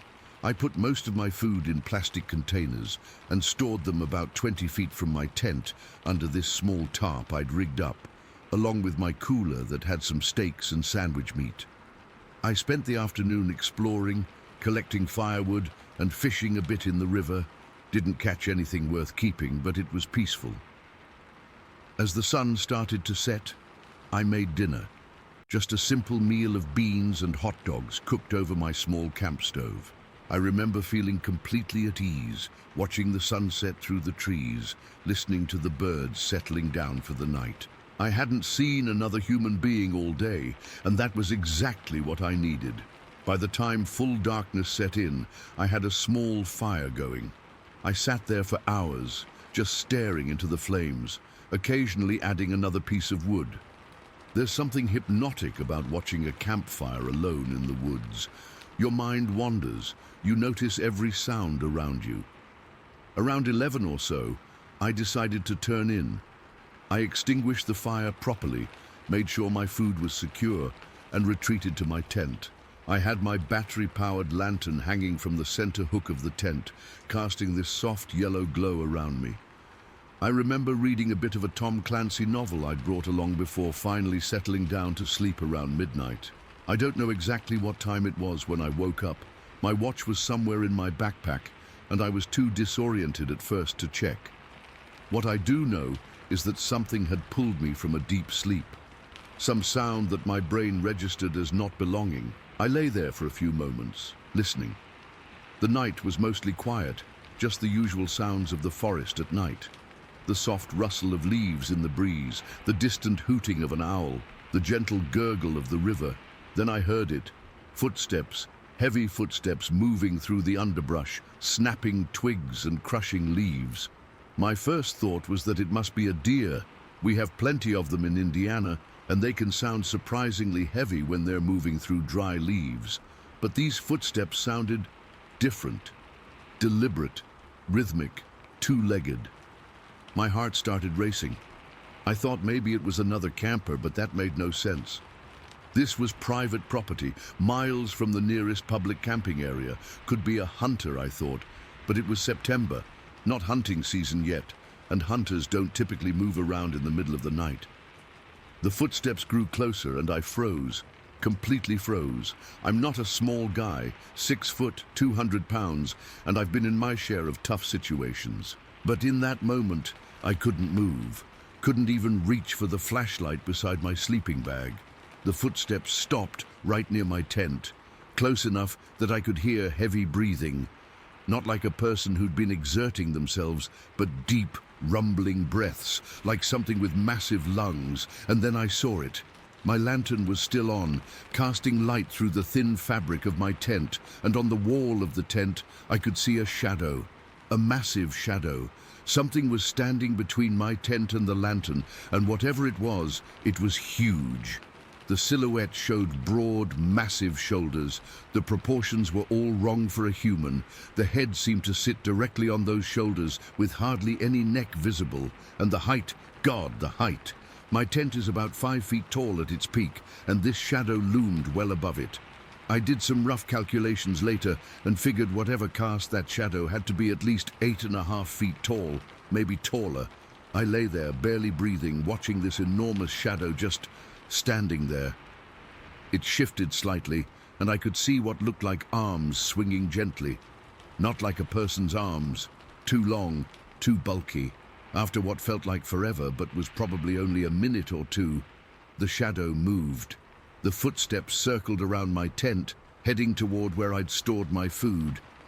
I heard the tarp rustling, and then the distinct sound of plastic containers being opened. What happened next is what truly convinced me this wasn't a bear or any other animal I'm familiar with. I heard grumbling, not growling like a bear, but actual grumbling sounds, almost like speech, but not quite. Low guttural vocalizations that had a rhythm to them, almost like someone muttering under their breath. I could hear it clearly, the sound of my food containers being opened, the crinkle of packaging. I heard what I now believe was the sound of my loaf of bread being consumed, rapid tearing and chewing sounds. Then, the distinct crack of my cooler being opened. The whole time, these weird grumbling noises continued. Sometimes they'd rise in pitch, almost like expressions of satisfaction. I just lay there, heart pounding so hard, I was sure whatever it was could hear it. After what seemed like an eternity, I heard a different sound, the sound of plastic cracking. The next morning, I found the lid to one of my containers with deep teeth marks sunk into it. Not like the scattered punctures a bear would make, but distinct impressions that looked almost human, just bigger, much bigger. Suddenly there was a loud crash, my cooler being dropped, I think, and then the footsteps again, moving rapidly away from my camp toward the river. Not running exactly, but moving with purpose. The ground literally vibrated with each footfall. I lay there, paralyzed with fear, for I don't know how long. 10 minutes? 30? My sense of time was completely distorted. Eventually, I managed to reach for my flashlight, though I didn't turn it on. What would I do if I went outside and came face to face with whatever that was? Just as my racing heart began to slow, I heard something that made my blood run cold again. From the direction of the river came a sound I've never heard before or since, a kind of whooping call, starting low, then rising in pitch before dropping again.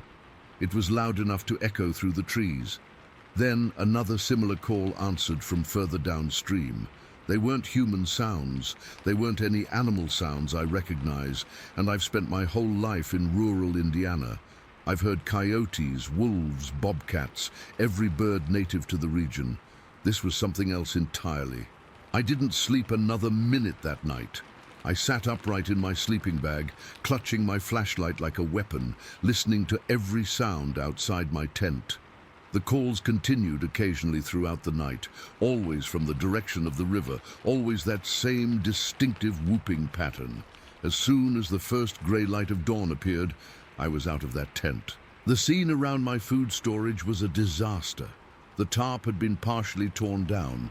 Food containers were scattered everywhere, many of them empty or broken open. My cooler was intact, but had been moved about 15 feet from where I'd left it.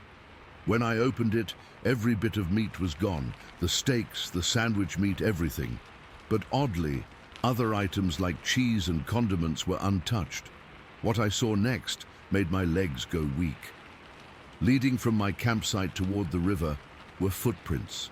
Massive footprints in the soft, wet sand of the riverbank.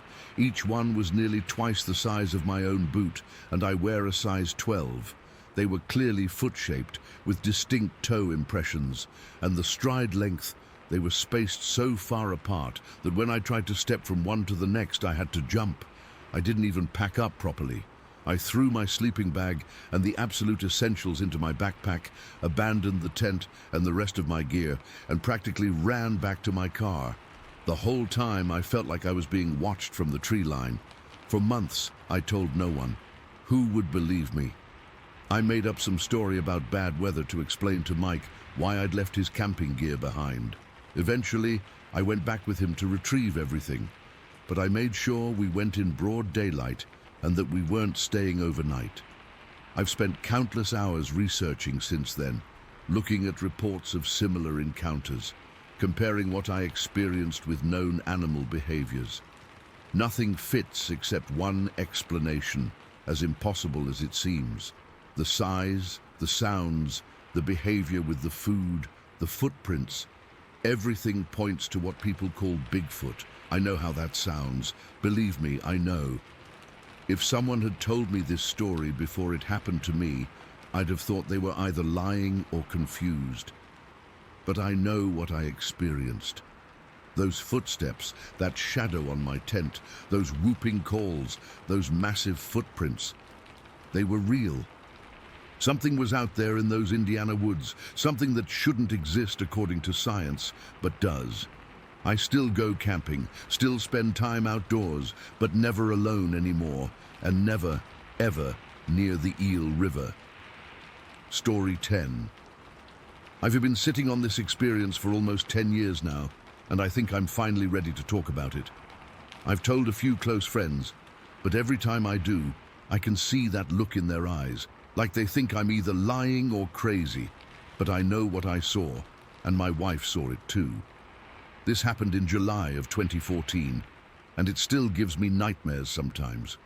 My wife Sarah, our 4-year-old son Tyler and I had decided to take a weekend trip to Shawnee National Forest in Illinois.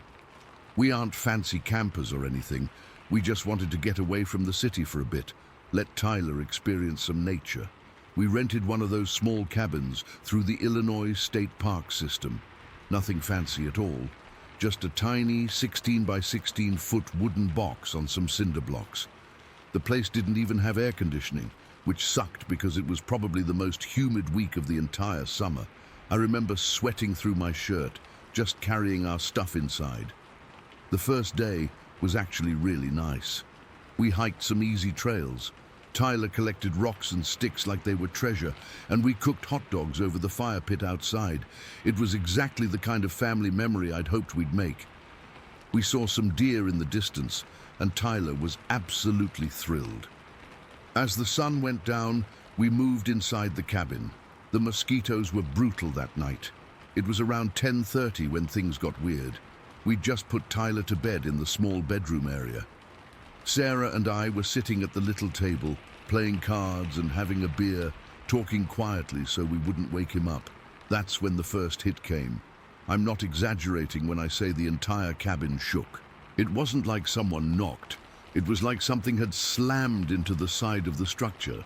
The table actually jumped, and Sarah's beer tipped over. My first thought was that a tree had fallen against the cabin, but there wasn't any wind that night.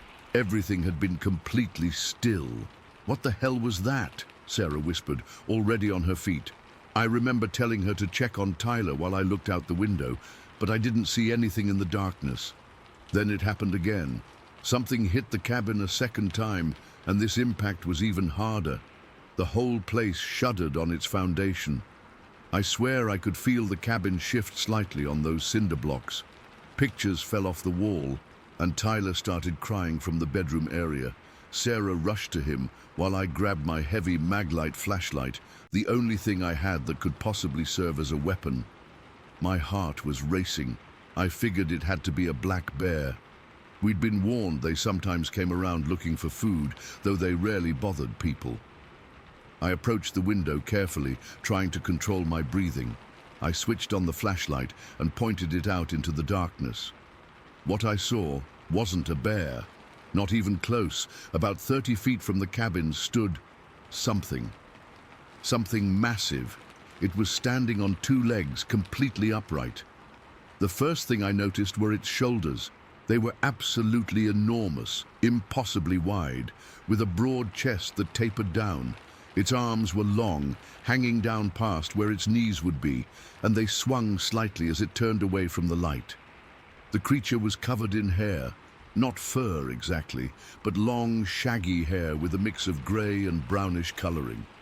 I couldn't see its lower half clearly because of the vegetation, but based on where its upper body was positioned, and considering our porch was already 3 feet off the ground, this thing had to be at least 8 feet tall, maybe taller, and it was massive.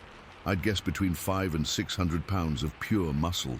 I stood there frozen, my hand shaking so badly the flashlight beam was dancing all over the place. I was trying to process what I was seeing. The creature turned away from the cabin and started moving across the small clearing toward a ravine that ran behind our cabin. I never got a good look at its face. It kept its back to me the whole time. "David, what is it?" Sarah whispered from behind me. She had Tyler in her arms, his face buried in her shoulder. I couldn't speak. I just gestured for her to come look. She moved to the side window and gasped. "Oh my God," she said. "Do you see that? What is that?" We watched as this thing moved away from us. Sarah later told me she saw it climb up the ravine on the other side, using its long arms to pull itself up before disappearing into the trees.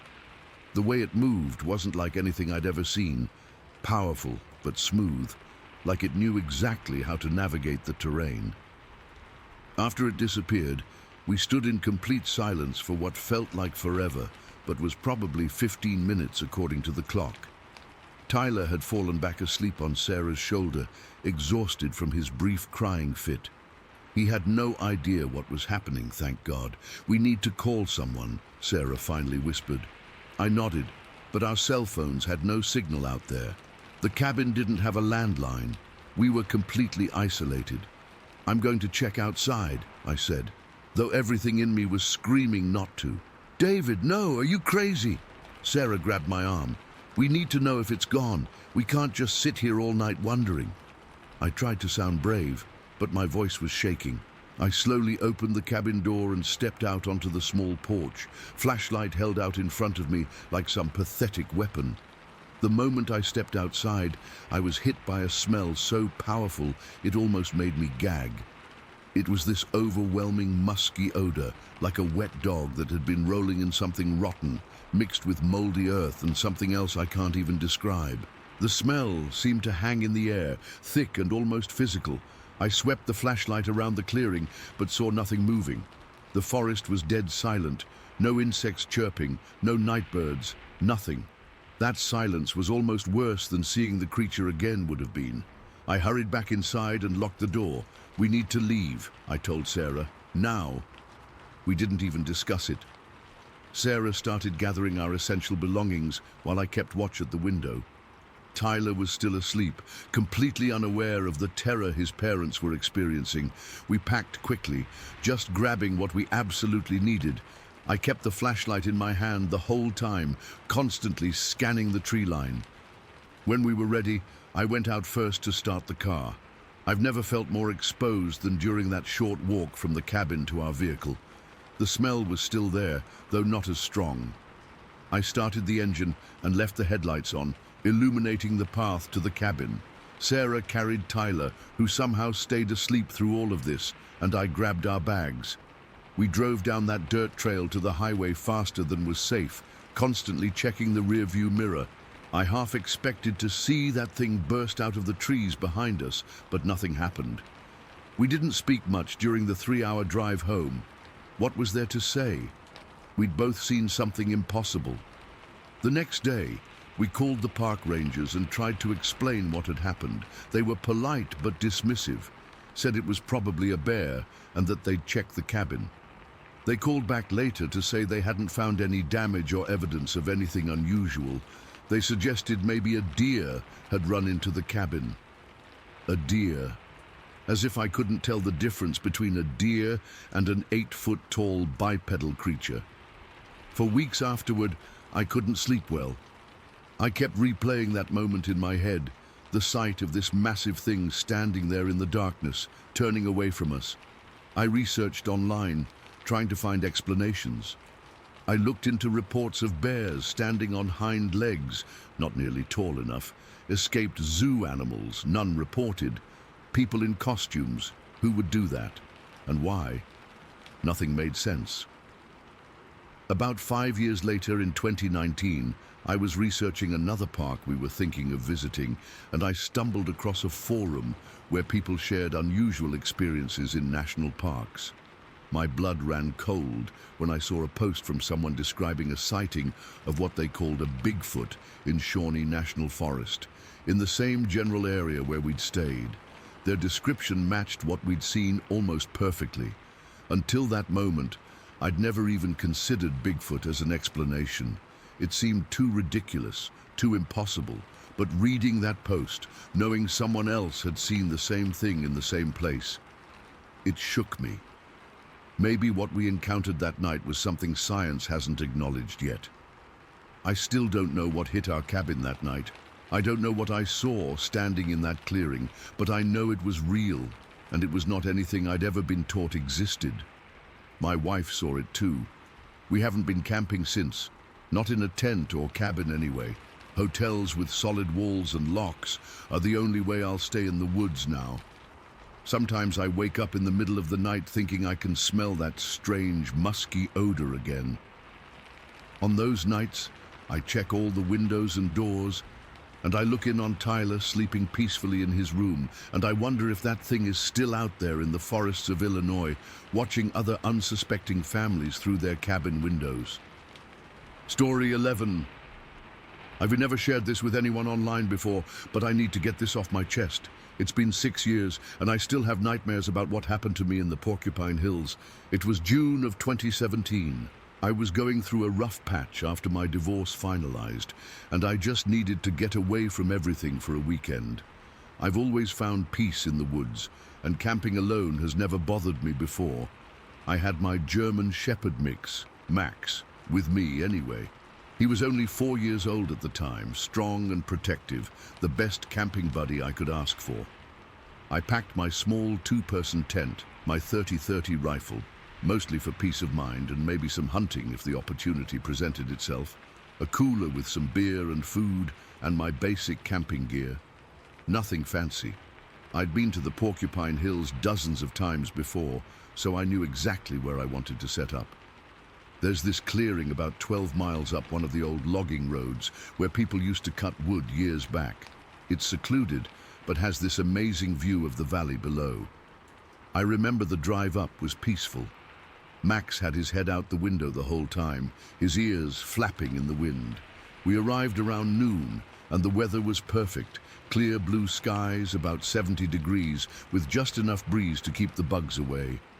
I pitched my tent near the edge of the clearing, close enough to the tree line for shade, but with a good view of the area. After setting up camp, I gathered some rocks for a fire pit and collected wood for later. The first day was completely normal. Max and I hiked for a few hours, spotted some deer tracks, and even caught a glimpse of a coyote in the distance. Max wanted to chase it, but I kept him on his leash. We returned to camp as the sun was setting, and I got a fire going. I cooked up some hot dogs, had a couple beers, and just sat there watching the stars come out. It was exactly what I needed. Quiet, peaceful, no cell reception to bother me with work emails or reminders of the divorce. Around 10, I decided to turn in. I made sure the fire was dying down safely, brushed my teeth using water from my canteen, and crawled into the tent. Max curled up right by the door, as he always does, his preferred guardian position. I fell asleep almost immediately, exhausted from the fresh air and hiking. I don't know exactly what time it was when I woke up, maybe 2 or 3 in the morning. The fire outside had died to just embers, casting a faint red glow. What woke me was Max. He was standing rigid, his hackles raised, making this low, continuous growl deep in his throat. This wasn't his normal alert bark for deer or other animals. He was scared. I'd never seen him like this before. "What is it, boy?" I whispered, reaching for his collar. That's when I heard it. Footsteps.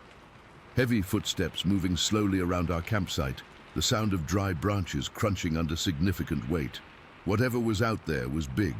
At first I thought maybe it was a bear. We get black bears in the hills sometimes, and occasionally even a grizzly wanders through. I reached for my rifle, which I always keep within arm's reach when camping. My heart was pounding so hard I could feel it in my throat. Then I heard something that made my blood run cold. A deep, rumbling growl, but not like any bear I've ever heard. It was lower, almost like it was coming from a barrel chest. It had this intelligence to it. Hard to explain, but it didn't sound like an animal reacting instinctively. It sounded deliberate. Max went nuts. He lunged toward the tent door, but I grabbed his collar and held him back. The last thing I needed was for him to charge out and get killed by whatever was out there.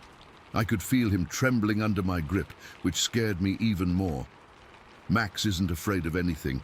He's chased off bears before without hesitation. I needed to see what we were dealing with. Keeping a firm hold on Max with one hand and my rifle with the other, I slowly unzipped the tent flap, just enough to peek out. What I saw still haunts me. There was an enormous dark shape at the tree line.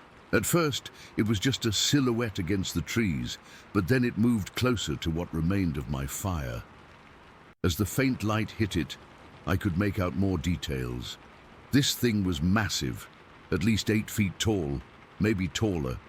Its shoulders were as wide as my truck cab. The head seemed to sit deep in the shoulders, like there was almost no neck, and it was covered in dark, grayish hair that hung in tangled mats. I froze, not even breathing. It wasn't a bear. It wasn't anything I recognized. It moved on 2 legs, but the proportions were all wrong for a human. The arms hung down past its knees, and its hands, I could see them clearly as it moved closer to the fire, were massive, easily twice the size of mine. The creature sniffed loudly, its head moving side to side as it seemed to be taking in the scents of our camp. Then it looked directly at my tent. I don't know if it could see me peeking out, but I felt like it was staring right at me. That's when it roared. Jesus Christ, that sound. It wasn't like anything I've ever heard. Not a bear, not a mountain lion, nothing. It was so powerful, it seemed to vibrate in my chest. It was a primal sound that triggered something deep in my brain that said run, but I couldn't. I was trapped in this thin nylon tent, miles from anywhere, with this thing blocking the way to my truck. Max was whimpering now, pressing his body against mine like he was trying to hide. The creature suddenly charged. I thought we were dead for sure, but it stopped halfway to the tent. It started huffing like a bull about to charge, swaying slightly from side to side. The firelight caught its face for just a moment, and I could see its eyes, dark and deep-set under a prominent brow ridge. It took another step toward us, and I raised my rifle, though my hands were shaking so badly I doubt I could have hit anything. But before I could decide whether to shoot, the creature did something that convinced me this was no animal. It walked over to a dead log near the fire pit, a log I'd been unable to break up for firewood because it was too thick, grabbed it with one hand and snapped it in half like it was a toothpick. Then it threw one of the halves directly at my tent. The chunk of wood hit the side of the tent with a thud that knocked one of the tent poles askew. If it had hit where I was sitting, it would have crushed me. The creature made a sound then, a loud, distinct whoop that echoed through the clearing. Then it turned and stomped away into the bush, breaking branches as it went. I sat there in absolute terror, listening as the sounds grew fainter. Max was still trembling against me. I didn't move until the first light of dawn started to show through the tent fabric. Even then, I was terrified to go outside. When I finally gathered the courage to unzip the tent, I half expected to see the creature waiting for me. But the clearing was empty. The first thing I noticed was the log near my fire pit, the one the creature had thrown. It was huge, easily 100 pounds. No human could have thrown it that far with one hand. I cautiously moved around the campsite, rifle ready. Near the edge of the clearing in the soft dirt, I found them. Footprints. Huge footprints, measuring about 17 inches long. They were clearly foot-shaped, with 5 toes, but massive. The stride length between them was over 4 feet. No human walks like that. I didn't waste any time. I threw everything into my truck haphazardly, not even bothering to properly pack the tent. Max jumped in before I even opened the door for him, and we were out of there within 20 minutes. A week later, I went back with my cousin, who's a hunting guide. I needed someone else to see the evidence. Most of the footprints had been washed away by rain, but we found 2 spruce saplings near my old fire pit that had been snapped and twisted in a way that could only have been done by something with serious strength. My cousin, who spent his whole life in these woods, just shook his head and said, "I don't want to say what I think this was, but I'll tell you one thing. I wouldn't camp here alone." I still go camping in the Porcupine Hills, but never alone anymore. I always have my rifle within reach, and I've installed one of those super bright LED light bars on my truck. If I ever hear knocking sounds or anything resembling that roar, I'm out of there immediately. Some people laugh when I tell them this story. I get it. I wouldn't believe it either if I hadn't experienced it. But I know what I saw. I know what I heard. and I'm convinced I encountered a Sasquatch that night, a creature that wanted me gone from its territory. The thing that keeps me up at night isn't just the memory of that massive shape in the firelight. It's the intelligence I sensed behind its actions, the way it deliberately intimidated me, the way it used that log as a weapon. It wasn't just a wild animal reacting on instinct, it knew exactly what it was doing. I've never felt so small and vulnerable in my life as I did that night in the Porcupine Hills. And sometimes, when Max starts growling at something in the dark outside our house, I find myself listening for heavy footsteps and wondering if it's found me again. Story 12.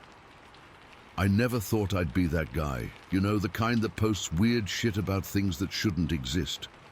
But here I am, still trying to wrap my head around what I saw 3 weeks ago in the Bighorn Mountains.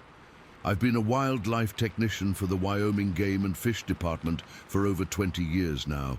Started back in 2001, right after finishing my degree. The Paint Rock Trail area near Hartwell is basically my second home at this point.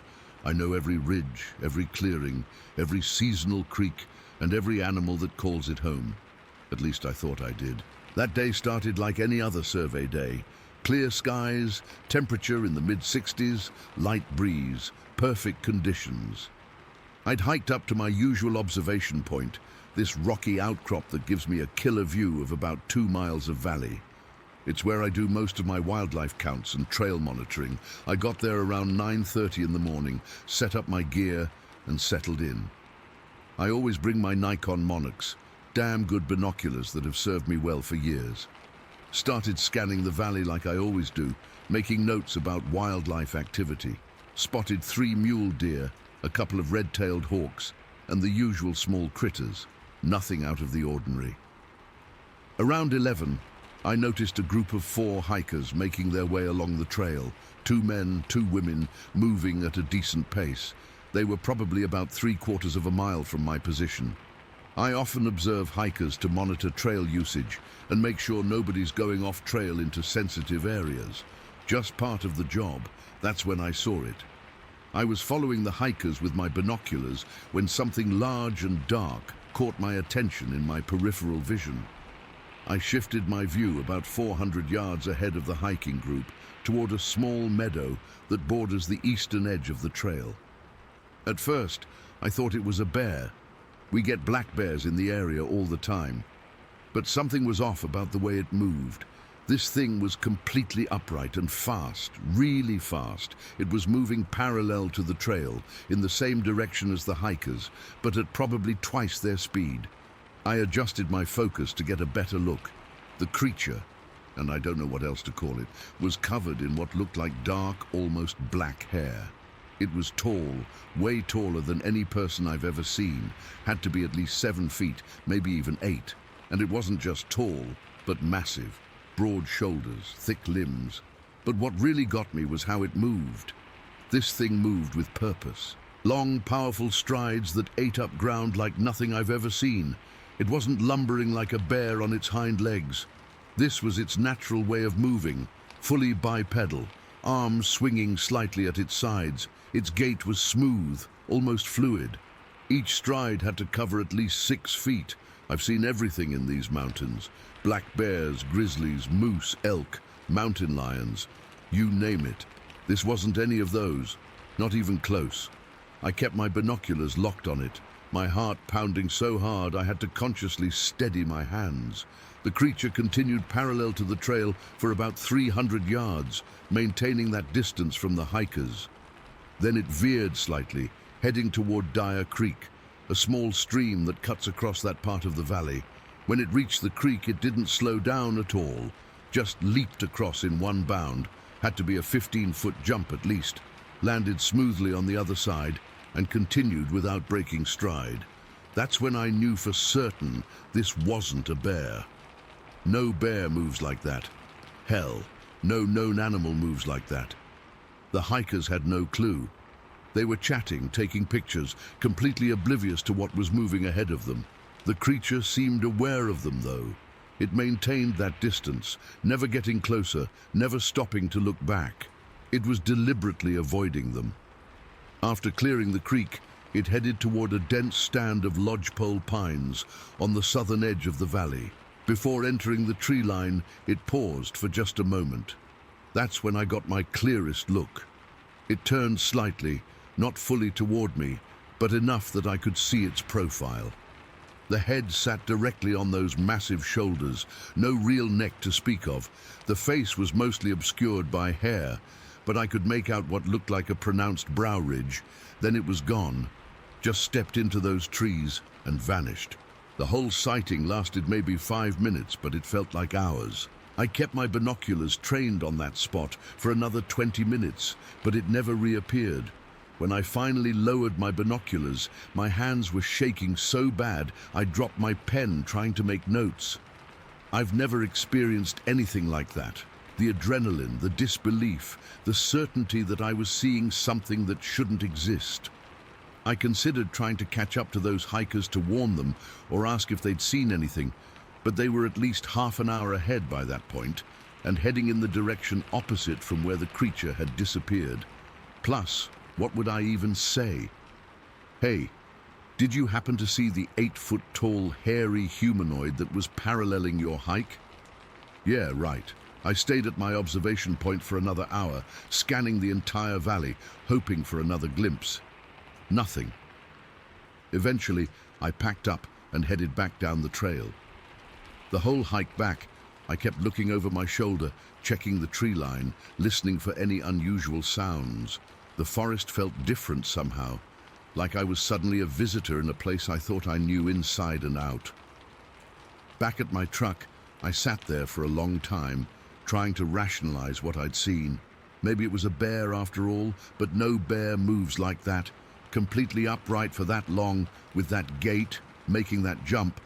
A person in a suit, out here, miles from any road access, moving at that speed across rough terrain? No way.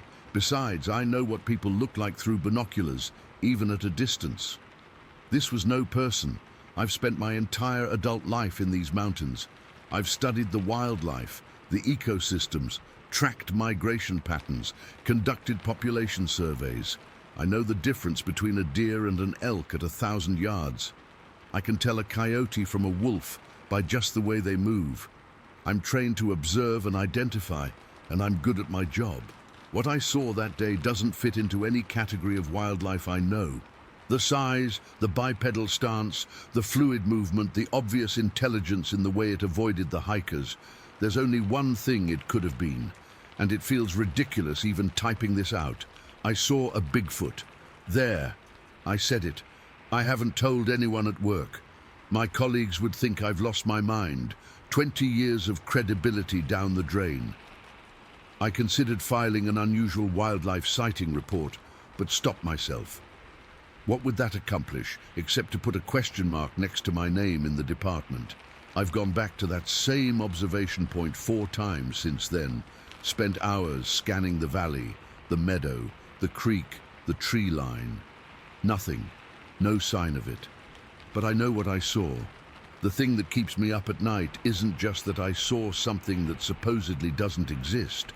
It's that I've been in these mountains for over 2 decades, and this is the first time I've seen it. How many times has it seen me?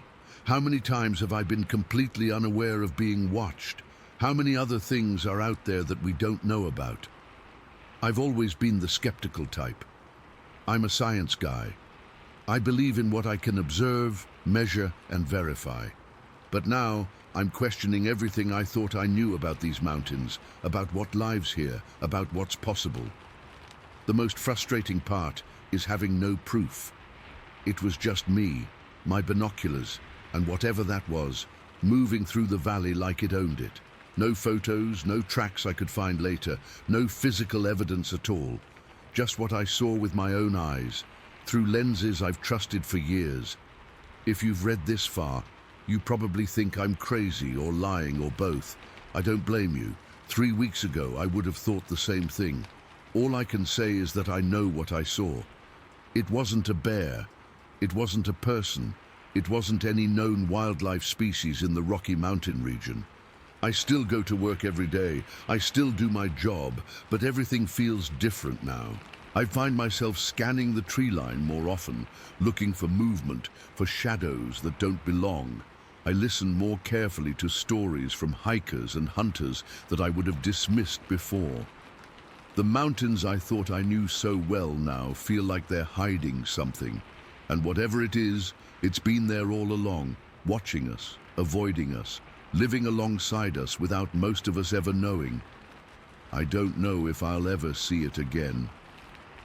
Part of me hopes I do, just to confirm I'm not losing my mind. Part of me hopes I don't, because then I could eventually convince myself it was just a strange bear, a trick of light and distance, a momentary lapse in judgment. But deep down, I know what I saw, and nothing will ever be the same. Story 13. I still haven't gone camping since what happened last July in the northern Cascades. It's been almost 6 months, and I can't bring myself to do it. Sarah's gone twice with some friends from work, but I always make up an excuse.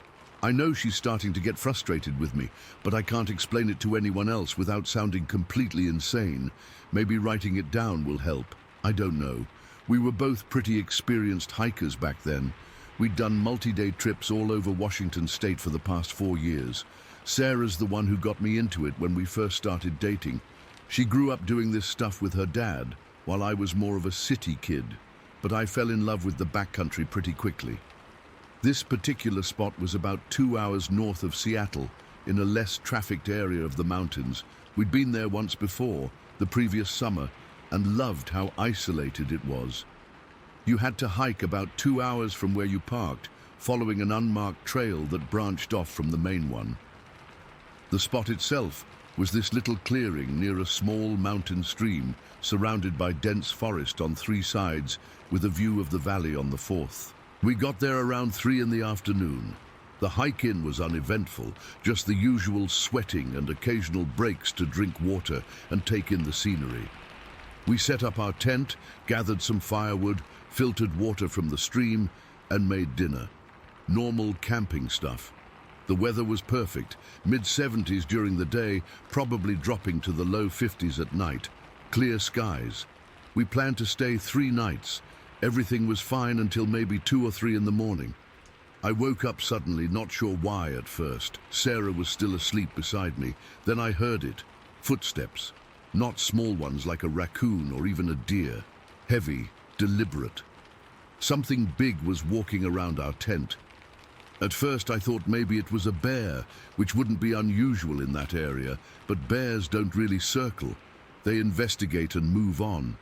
These footsteps were going around and around our tent, methodically, like whatever it was wanted to get a good look at us from all angles. I held my breath and just listened. The steps were spaced out, not quick, almost like a person walking very slowly. They had this weight to them that I can't really describe. Like you could feel the ground compress slightly with each one. I remember reaching for my flashlight, but then stopping. Some primal part of my brain was saying, "Don't let it know you're awake." So I just lay there, barely breathing, as this thing circled our tent maybe 3 or 4 times. Then the footsteps stopped, somewhere near the entrance to our tent. I waited for something to happen, for it to sniff at the tent or paw at it or something, but there was nothing. After what felt like an eternity, but was probably just a few minutes, I heard the footsteps again, this time moving away toward the trees. I waited maybe another 30 minutes before I could relax enough to fall back asleep. When I woke up the next morning, the sun was already up. Sarah was still asleep, so I unzipped the tent quietly and stepped outside. The first thing that hit me was the silence. If you've spent any time in the woods, you know they're never actually quiet. There's always birds calling, squirrels chattering, insects buzzing, leaves rustling. But that morning, there was nothing. Absolute stillness. It felt wrong, like the volume had been turned off on the world. I walked around our campsite looking for tracks or any sign of what had been there during the night. The ground was too hard and rocky to show prints in most places. I told myself it was probably just a curious deer or elk, even though I knew whatever made those footsteps was much heavier than either of those.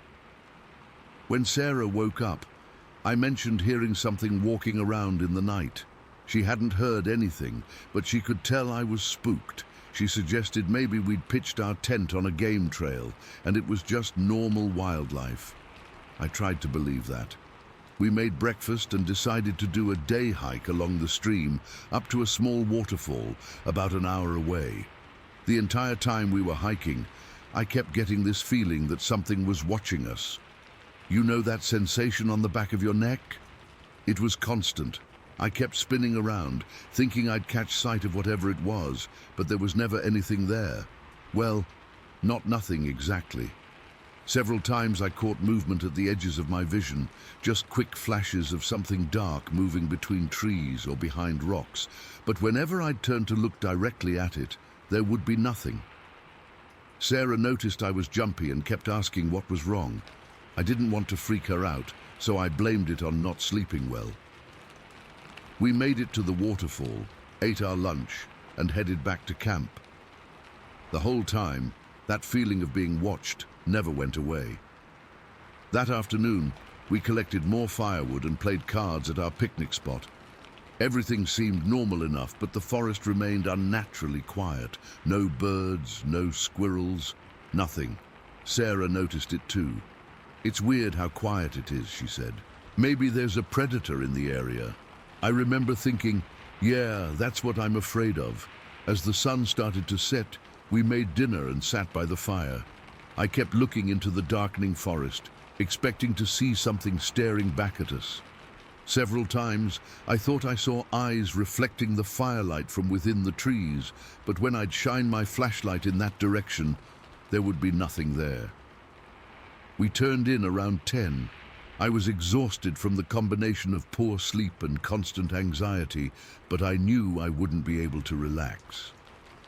We zipped ourselves into the tent, and I lay there listening to the crackling of our dying fire and Sarah's breathing as she fell asleep. I don't know what time it was when it came back, maybe midnight, maybe later. I was still awake, just staring at the tent ceiling, when I heard it. First, there was this sound I still have trouble describing, a deep, rumbling growl, but not like any animal I've ever heard. It was too low, almost subsonic. You felt it more than heard it. It made the hair on my arms stand up immediately. Then the footsteps started again, the same heavy, deliberate pace, circling our tent just like the night before. This time I nudged Sarah awake. Her eyes flew open, and I put my finger to my lips, then pointed to the walls of the tent. The footsteps continued around us, and her eyes got wider as she realized what we were hearing. "What is that?" she whispered, barely audible. I shook my head. I had no idea. The footsteps completed 2 full circles around our tent, then stopped right at the front. We both froze, barely breathing. Then something pressed against the side of the tent, not aggressively, more like it was leaning in to get a better look. The fabric pushed inward, outlining something massive. I can still see that silhouette perfectly in my mind. The breadth of it was huge, wider than both of us, lying side by side. It must have been crouching or kneeling, because even then it seemed impossibly tall against our tent. The shape suggested broad shoulders tapering to a narrower waist, with arms that seemed too long for any normal proportion. Sarah squeezed my hand so hard it hurt. Neither of us moved or made a sound. After what felt like an eternity, the pressure against the tent released, and we heard those footsteps again, moving away slightly. I don't know where I found the courage, but I reached for the flashlight with my free hand. Some part of me needed to see what was out there, to confirm I wasn't losing my mind.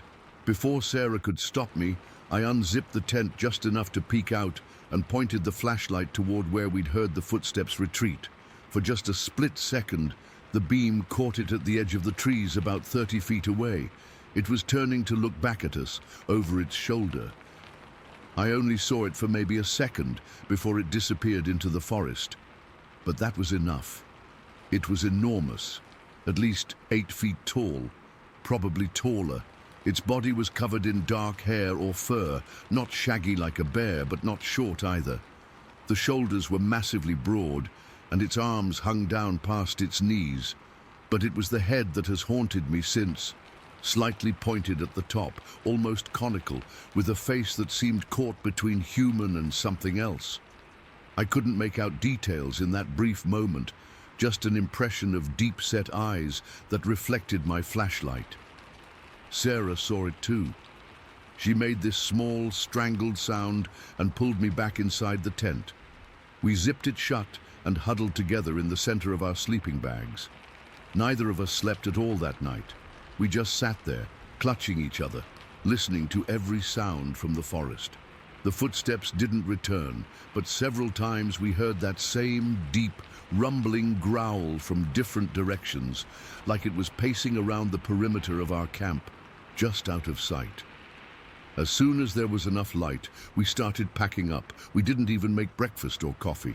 While Sarah was rolling up the sleeping bags inside the tent, I went out to get our food bag from where we'd hung it in a tree. That's when I saw them. Footprints. Clear impressions in a patch of softer dirt between the tree line and our tent. They were unmistakably foot-shaped, but massive. I put my boot next to one for scale, and it was at least 3 times the length. I'm guessing 18 inches or more. 5 toes, just like a human foot, but proportionally wider and deeper. The stride length between prints was huge, easily 6 or 7 feet. I called Sarah over to see them. We just stood there staring at these impossible footprints, neither of us saying what we were thinking. Then we finished packing in record time. The hike back to our car was the longest 2 hours of my life. We didn't talk much, just kept moving as quickly as we could while constantly checking over our shoulders. That feeling of being watched was stronger than ever. Several times we heard branches breaking in the forest parallel to the trail, like something very large was keeping pace with us just out of sight. When we finally reached our car, I nearly cried with relief. We threw our packs in the back and got the hell out of there. It wasn't until we were back on the main highway that either of us really spoke. "What was that?" Sarah finally asked. I shook my head. "I don't know." We've talked about it since then, trying to rationalize what we saw. Maybe it was a bear standing on its hind legs. Maybe it was some kind of elaborate prank. Maybe we both hallucinated the same thing due to fear and sleep deprivation. But we both know what we saw. What I can't shake is the deliberateness of it all, the way it circled our tent, the way it seemed to be studying us. It wasn't just an animal following instinct. There was intelligence there. Curiosity. I've spent hours online reading about similar encounters in the Pacific Northwest.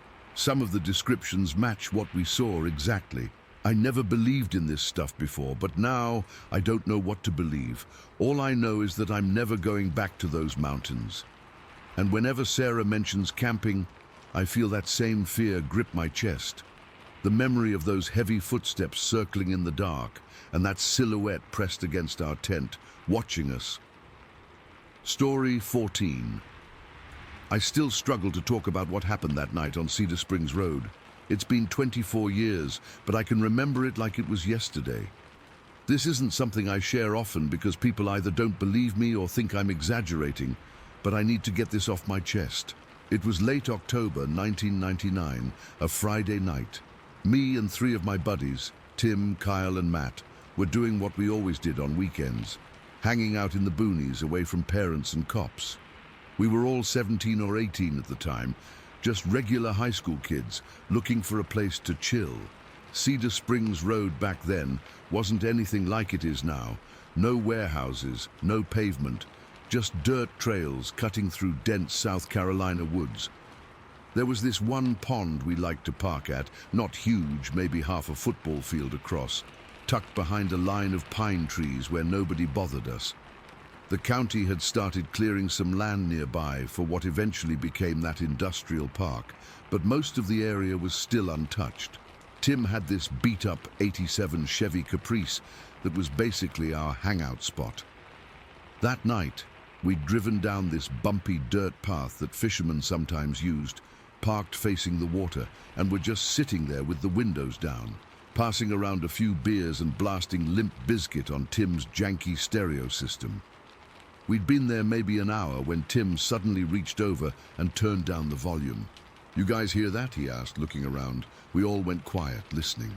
I didn't hear anything unusual, just frogs, crickets, and water gently lapping against the bank. Kyle made some joke about Tim being paranoid, and we laughed it off. Tim cranked the music back up, and we went back to our bullshitting. About 10 minutes later, I was mid-sentence when I heard it.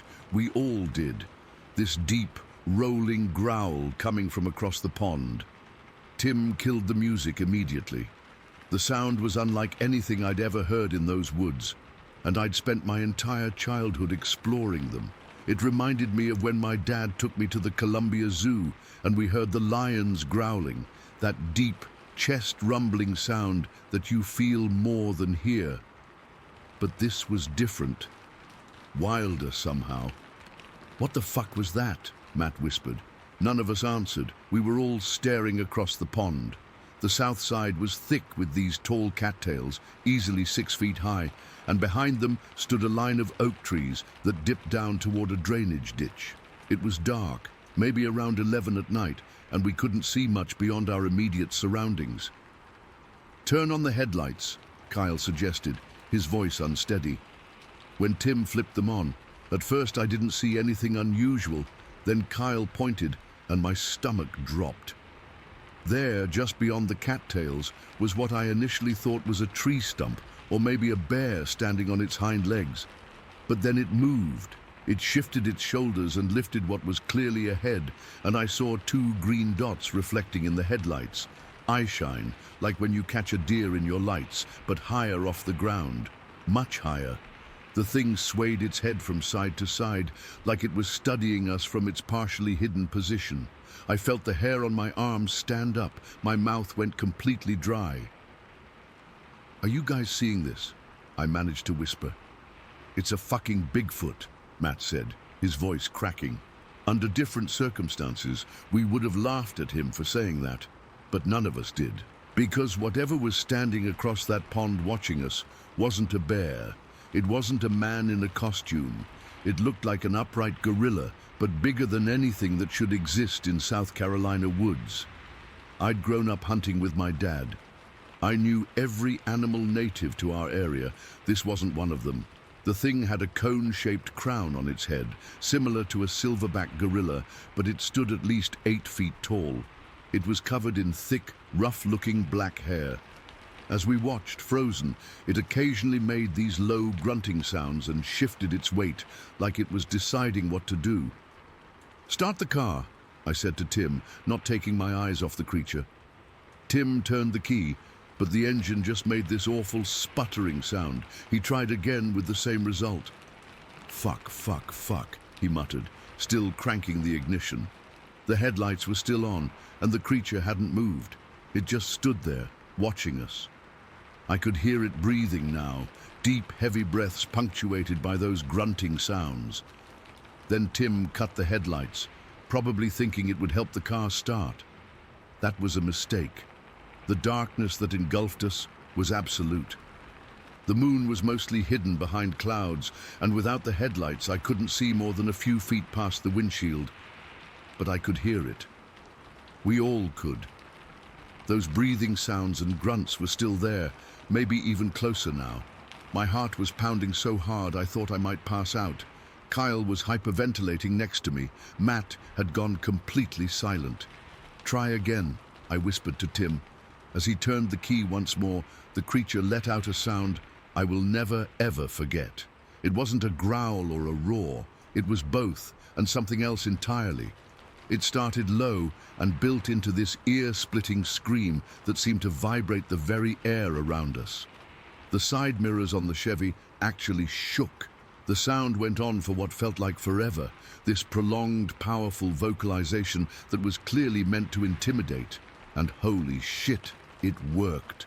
By some miracle, the engine caught just then. The headlights came back on, and for a split second I saw the creature again. It was still standing there, but it had moved closer to the edge of the cattails. I could see more of its body now, the massive shoulders, the long arms, the way it hunched slightly forward. Then Tim slammed the car into reverse, spun us around, and floored it down that dirt path. Nobody spoke as we tore out of there. The only sound was our panicked breathing, and the engine straining as Tim pushed that old Chevy harder than it was ever meant to go. When we hit Cedar Springs Road, he didn't slow down. We must have been doing 70 or 80 on those winding back roads. It wasn't until we reached the Waffle House on Highway 25 that anyone said anything. "What the fuck did we just see?" Kyle finally asked, his voice shaking. We sat in that Waffle House until sunrise, drinking coffee and trying to process what had happened. We agreed on what we'd seen, the height, the shape, the eyeshine, the roar, but none of us could explain it.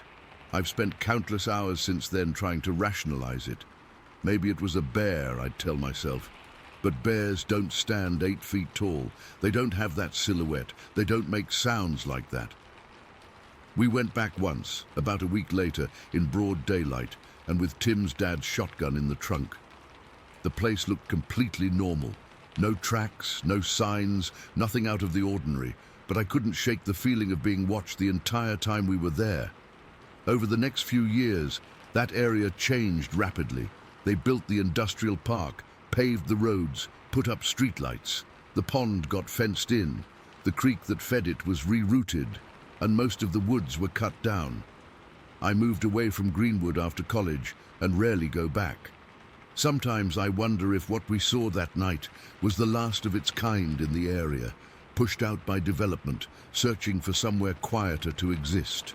Other times, I wonder if it's still out there deeper in the remaining pockets of wilderness, watching as humans encroach further into its territory. I've never been a big believer in cryptids or monsters. I'm still not, really. But I know what I saw that night on Cedar Springs Road. I know what I heard. That roar, Jesus, that roar, it physically rattled us. No animal I know of makes a sound like that. The thing that bothers me most, even after all these years, is the way it watched us. There was intelligence there. Purpose. It wasn't just some animal reacting on instinct. It was observing us, assessing us. I got the distinct impression it could have charged the car if it wanted to, but it didn't. It just stood there, letting us know we were in its territory. I've never felt smaller or more vulnerable than I did in that moment, realizing we weren't at the top of the food chain. Not there. Not that night. The woods don't feel the same to me anymore. I used to love camping, hunting, fishing, all the outdoor stuff I grew up doing. Now I can't shake the feeling of being watched whenever I'm in the forest. Every snapping twig, every distant growl, every shadow that seems a little too tall to be a tree, they all bring me back to that night. My friends and I don't talk about it much anymore. Tim and Kyle still live in Greenwood, but we've drifted apart over the years. Matt's in the military now, stationed overseas. When we do get together at holidays or whatever, there's this unspoken agreement not to bring it up.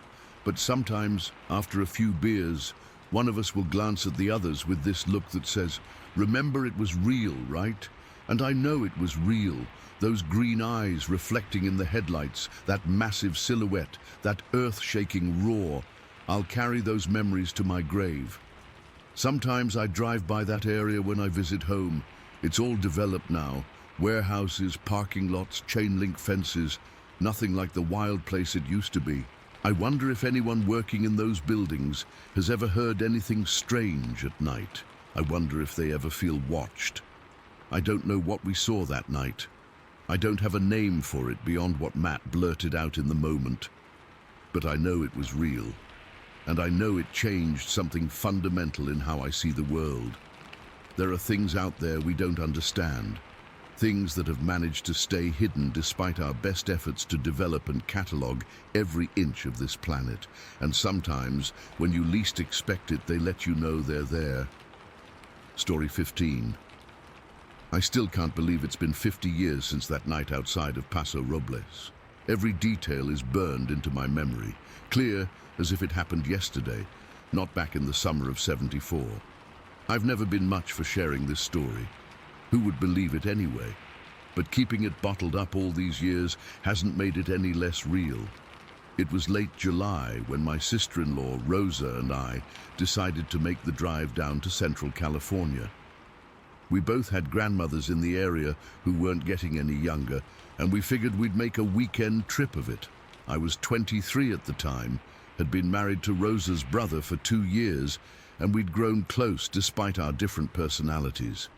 She was always more outgoing, while I tended to keep to myself. We left San Francisco around 3 in the afternoon in my husband's old Buick Skylark. Not the most reliable car, but it was what we had. The drive was pleasant enough, windows down, radio playing whatever top 40 hits were popular that summer. We talked about our husbands, gossiped about family, and enjoyed the scenery as the California countryside rolled by. By the time we hit San Luis Obispo County, the sun was setting. You know how summer days stretch out forever, but when twilight comes, darkness falls quickly. That's how it was. One minute we were driving in that golden sunset light, and the next, the shadows were deepening, and I had to switch on the headlights. Rosa had dozed off about 20 minutes earlier. I didn't mind. I actually enjoyed the quiet and the soft sound of the radio playing Seasons in the Sun for what felt like the 100th time that month. We were maybe 5 miles outside of Paso Robles on this 2-lane country road, not completely remote, but rural enough that the houses were far apart, and there were stretches where it was just fields, vineyards, and patches of oak woodland on either side. I remember checking the time on the dashboard clock. It was 8:45. I was calculating when we'd arrive at my grandmother's house, figuring we'd get there around 9:30, when something made me slam on the brakes so hard that Rosa jerked awake with a startled, "What the?" There, caught in the beam of our headlights, was something. Something that shouldn't exist. Something that made my hands go ice cold on the steering wheel and my breath catch in my throat. It was crouched in the middle of the road, about the size of a child, maybe 4 feet tall. But it wasn't a child. Its body was covered in dark hair, not clothing but actual hair, and it was holding something to its mouth. A chicken, a white chicken with blood on its feathers. The thing was eating a live chicken right there in the middle of the road. For a split second, we just stared at each other. Me and Rosa frozen in shock, and this creature frozen in surprise at being caught. Then its head snapped up, and I swear to God, its eyes reflected in our headlights like a cat's or a deer's, but they were set in a face that was both human-like and animal at the same time. "Elaine," Rosa whispered beside me, her voice trembling. "Elaine, what is that?" Before I could answer, the creature stood up on 2 legs. That's what got me. It stood upright like a person, but it moved wrong, too fluid and quick for a human. It darted to the left of our car, still clutching that poor chicken, and ran with this strange loping gait that was unnaturally fast. I twisted in my seat, craning my neck to follow its movement as it passed by the driver's side window. I caught a glimpse of its profile, a flat, pushed-in face with a pronounced brow ridge, not quite ape, not quite human. The hair on its body was dark brown or black, matted in some places, and it had these long arms that swung as it ran. "Do you see it?" I gasped, my heart pounding so hard I could feel it in my temples. "Yes, yes, I see it." Rosa was half-turned in her seat, her hands pressed against the passenger window as we watched the creature veer behind our car and disappear over an embankment on the side of the road. The whole encounter couldn't have lasted more than 10 seconds, but time had stretched like taffy. The car was still idling in the middle of the road, and I realized I hadn't taken my foot off the brake. My legs were shaking so badly, I wasn't sure I could even press the gas pedal. Did that just happen? Rosa's voice was higher than normal, almost squeaky with shock. "Tell me you saw what I saw." "I saw it," I confirmed, my mouth dry. "I definitely saw it." A crazy idea popped into my head, and before I could think it through, I said, "Should we turn around? Try to see where it went?" Rosa looked at me like I'd lost my mind. "Are you crazy? What if there are more of them?" That's when it hit me. If that was what I thought it was, a young Bigfoot, then where were its parents? The thought of encountering a full-grown version of what we'd just seen sent a chill straight through me. The juvenile had moved with such unnatural speed and agility. An adult would be even faster, stronger. "You're right," I said quickly, putting the car in drive. "Let's get out of here." I pressed the gas pedal, and the car lurched forward. My hands were shaking so badly I could barely keep them on the steering wheel. I kept glancing in the rearview mirror, half expecting to see something massive emerging from the darkness behind us. "What was that thing, Elaine?" Rosa asked, her voice small and frightened. She kept looking out the windows, scanning the darkness on either side of the road. I think it might have been a Bigfoot," I said, feeling ridiculous even as the words left my mouth. "A young one." "Bigfoot isn't real," Rosa said automatically, but there was no conviction in her voice. We both knew we'd seen something that shouldn't exist. "Then what was it?" I challenged. "A bear? Bears don't stand upright and run on two legs like that. A person in a costume, out here, at night, in the middle of nowhere?" Rosa didn't answer. She just kept staring out the window, her face pale in the dim glow from the dashboard. We drove the rest of the way to Paso Robles in tense silence, both jumping at shadows along the roadside. I kept the car at a steady 60 miles per hour, not wanting to go too fast and lose control on the dark country road, but desperate to put distance between us and whatever we'd seen. When we finally reached the outskirts of town, with streetlights and houses and signs of civilization, some of the tension eased from my shoulders, but not completely. Something fundamental had shifted in my understanding of the world, and I couldn't shake the feeling that we'd glimpsed something we weren't meant to see. "We should report this," Rosa said suddenly as we drove through town. "Call the police or someone." I laughed, but it came out sounding more like a choked sob. "And tell them what? That we saw a baby Bigfoot eating a chicken on the highway. They'd think we were drunk or high or just making it up for attention." "But we both saw it," she insisted. "It wasn't our imagination." "I know," I said softly. "But that almost makes it worse. Because now we know something's out there, and nobody would believe us if we told them." We arrived at my grandmother's house just after 9:30, as I'd predicted earlier. She was waiting up for us, her small frame silhouetted in the doorway as we pulled into her driveway. I put the car in park and turned to Rosa before we got out. "Maybe we shouldn't mention this to anyone," I suggested. "At least not right away. Let's think about it first." Rosa nodded, looking relieved. "Agreed. My mother would have me committed if I told her what we saw." We managed to act normal through our visit with my grandmother, though I caught Rosa glancing nervously out the windows more than once during the evening. We slept poorly that night, both of us startling awake at the smallest sounds from outside. The next morning over coffee, my grandmother mentioned that her neighbor had lost several chickens recently to what they thought was a coyote. "Mr. Alvarez has been setting traps," she said, stirring sugar into her cup. "But whatever it is, it's too smart to get caught." Rosa and I exchanged a look across the table but said nothing.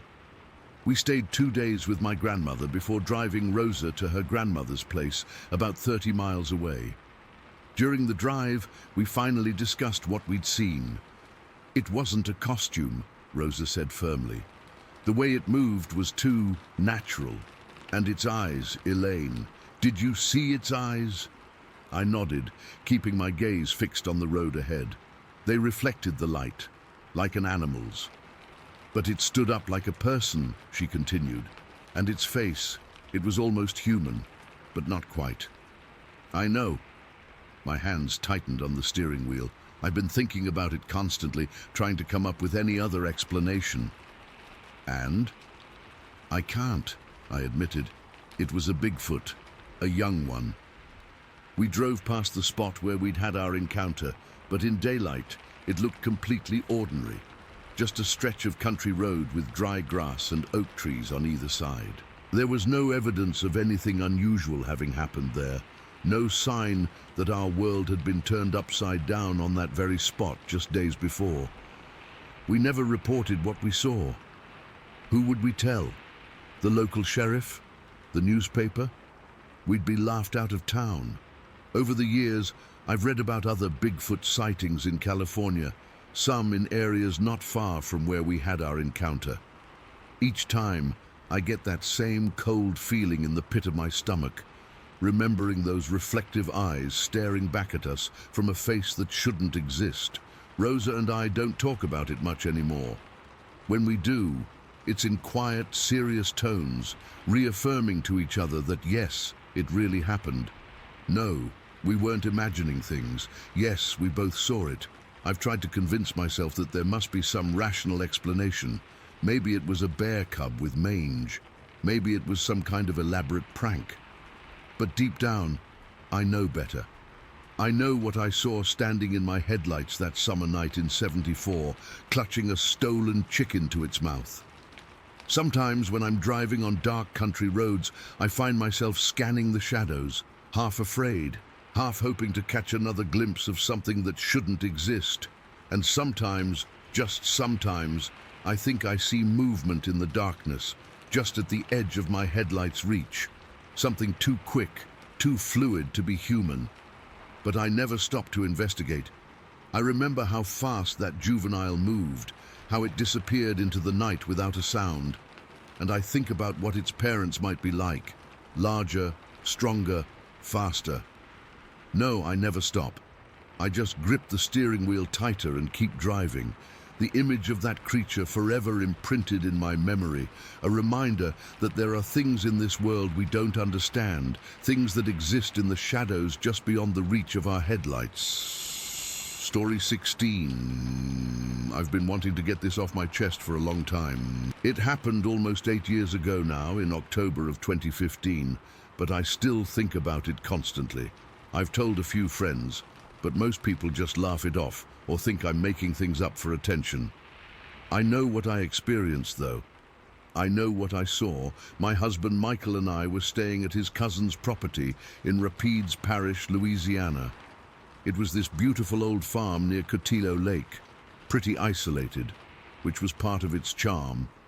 Michael's cousin lived in the main house, but he had this rustic old barn on the property that he'd fixed up with electricity and basic amenities.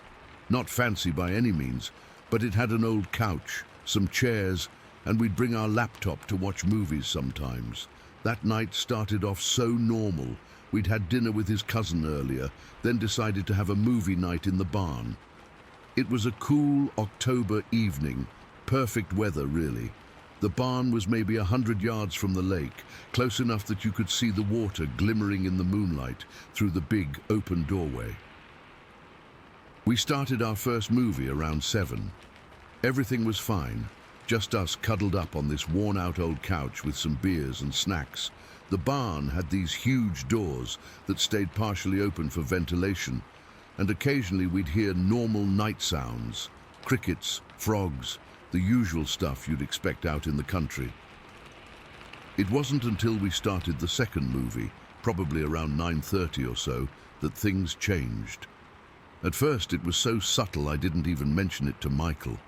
Just occasional splashing sounds from the direction of the lake. I remember thinking it was probably just fish jumping or maybe a raccoon or something wading in the shallows.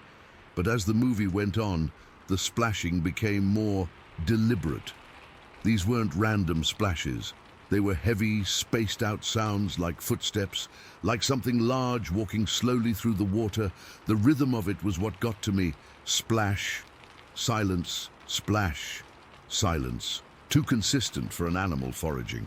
About halfway through the second movie, I nudged Michael and whispered, "Do you hear that?" He paused the movie, and we both just listened. For maybe 30 seconds, there was nothing. Then it started again. These heavy, deliberate splashing sounds from the lake. Michael tried to play it off, saying it was probably just a deer coming to drink, but I could tell by his expression that he didn't fully believe that. We tried to go back to the movie, but I couldn't focus anymore. The splashing continued, sometimes stopping for a few minutes before starting again, always with that same deliberate rhythm. It sounded like whatever was making it was moving parallel to the shoreline, not coming closer, but not going away either. When the movie finally ended around 11:30, I got up to stretch my legs. I walked over to the barn entrance and stood there, looking out toward the lake. The moon was bright enough that I could see the water's surface and the tree line on the far side, and that's when I felt it, this overwhelming sensation of being watched. Not just observed, but studied. My skin broke out in goosebumps despite the mild night. "Michael," I called back, trying to keep my voice steady. "Can you bring the flashlight over here?" He came up beside me, clicking on this powerful LED flashlight his cousin kept in the barn for emergencies. The beam cut through the darkness toward the lake, and the moment it did, the splashing stopped. Completely. The silence that followed was almost worse than the sounds had been. "See?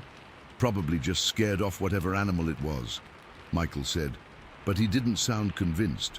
We stood there for maybe 2 minutes, just listening and watching. I was about to suggest we head back to the guest room in the main house when the splashing started again. But from a different location, further to the left along the shoreline, as if whatever it was had moved while staying out of the flashlight beam. Michael immediately swung the light in that direction, and again, the sound stopped the instant the light hit that area of the lake. Nothing visible, just dark water and the reeds along the edge. "That's weird," Michael finally admitted. We decided to pack up our stuff and head back to the house. As we were gathering our things, the splashing continued, but it seemed to be circling around, moving along the shoreline, stopping whenever we made noise or pointed the light, then resuming somewhere else, like it was tracking our movements from the water. The walk back to the main house was only about 200 yards, but it felt like miles. We didn't run. Somehow that felt like it would make things worse. But we walked fast, the flashlight beam sweeping back and forth between the path ahead and the lake to our right. The splashing followed us, keeping pace, always just out of the light's reach. Michael's cousin was already asleep when we got back, so we didn't wake him. We locked the doors, drew the blinds, and tried to convince ourselves we were just spooking each other. But neither of us slept well that night.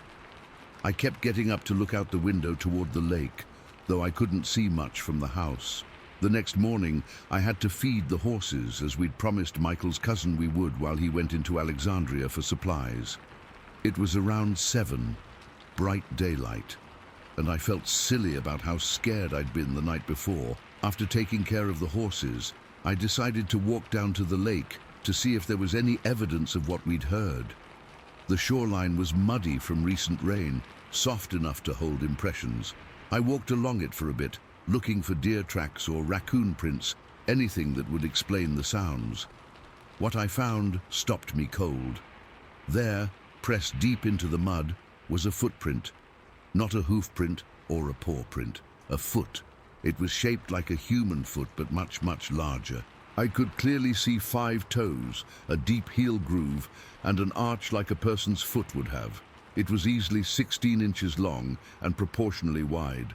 I stood there staring at it, trying to process what I was seeing. Then I noticed several partial imprints nearby, suggesting whatever made them had been walking along the edge of the lake. The stride length between the clearer prints was enormous, easily twice what a tall man could manage in a single step. I ran back to the house and dragged Michael down to see it.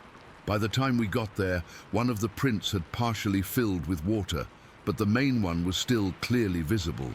Michael took pictures with his phone, measuring his own boot next to it for scale. His size 11 boot looked child-sized in comparison. We didn't tell his cousin about it right away. What would we say? "Hey, we think Bigfoot was circling your lake last night." But the footprint confirmed what I'd already suspected about those sounds. They weren't made by any normal animal.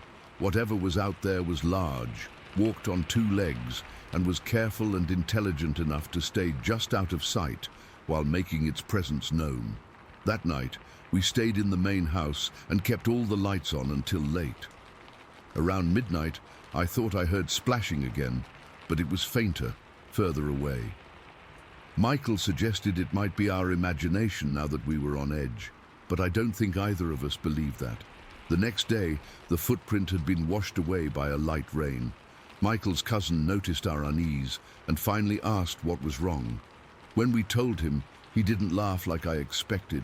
Instead, he got real quiet and mentioned that other people in the area had reported strange sounds over the years. He'd always attributed it to teenagers messing around or hunters exaggerating, but he admitted he'd never liked being near the lake after dark. We stayed 3 more days, but we never went back to the barn at night. I wouldn't even go near the lake unless it was bright daylight and we were together. On our last night there, I woke up around 3 in the morning to what sounded like heavy breathing outside our window. Not human breathing, deeper, more resonant. I lay there frozen until it moved away, not daring to look outside. We never did movie nights at that barn again.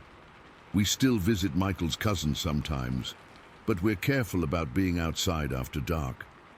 The locals don't talk much about anything unusual in the woods, but I've noticed they don't linger near Cotillo Lake at night either. I've spent countless hours researching since then, looking at reports of similar encounters in Louisiana and elsewhere. Some of the descriptions match what we experienced: the deliberate sounds, the strategic movement, the feeling of being observed by something intelligent. The footprint I found matches descriptions of Sasquatch prints, right down to the 5 toes and the distinctive pressure ridges. I don't know what was in those woods that night. I can't prove anything beyond Michael's photos of the footprint, which skeptics would say could have been faked. But I know what I heard. I know what I saw in that mud, and I know that something was watching us from that lake. Something large enough to make those splashing sounds, smart enough to stay out of our flashlight beam, and patient enough to track our movements for hours. Whatever it was, it wanted us to know it was there. It wasn't trying to hide its presence, just its appearance, like it was sending a message. This is my territory. I see you, even if you don't see me.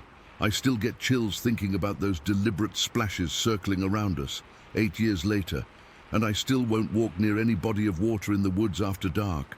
Some things you just know in your gut, and my gut tells me we were being stalked that night by something that wasn't supposed to exist. Story 17. I never really believed in Bigfoot or anything like that. I mean, I watch those shows sometimes where they go looking for monsters, but it was just entertainment to me, or at least it was until September of 2005.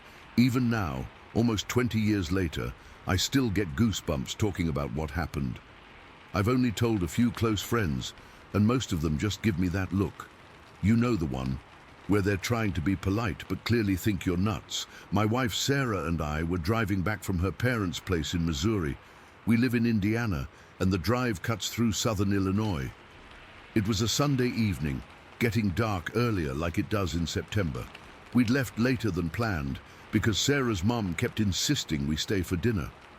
By the time we hit the road, we were both exhausted and just wanted to get home. Around 7 in the evening, we were on this 2-lane highway near Shawnee National Forest. If you've never been there, it's this massive stretch of wilderness in southern Illinois. Beautiful during the day, but at night, it's just endless darkness with trees pressing in on both sides of the road.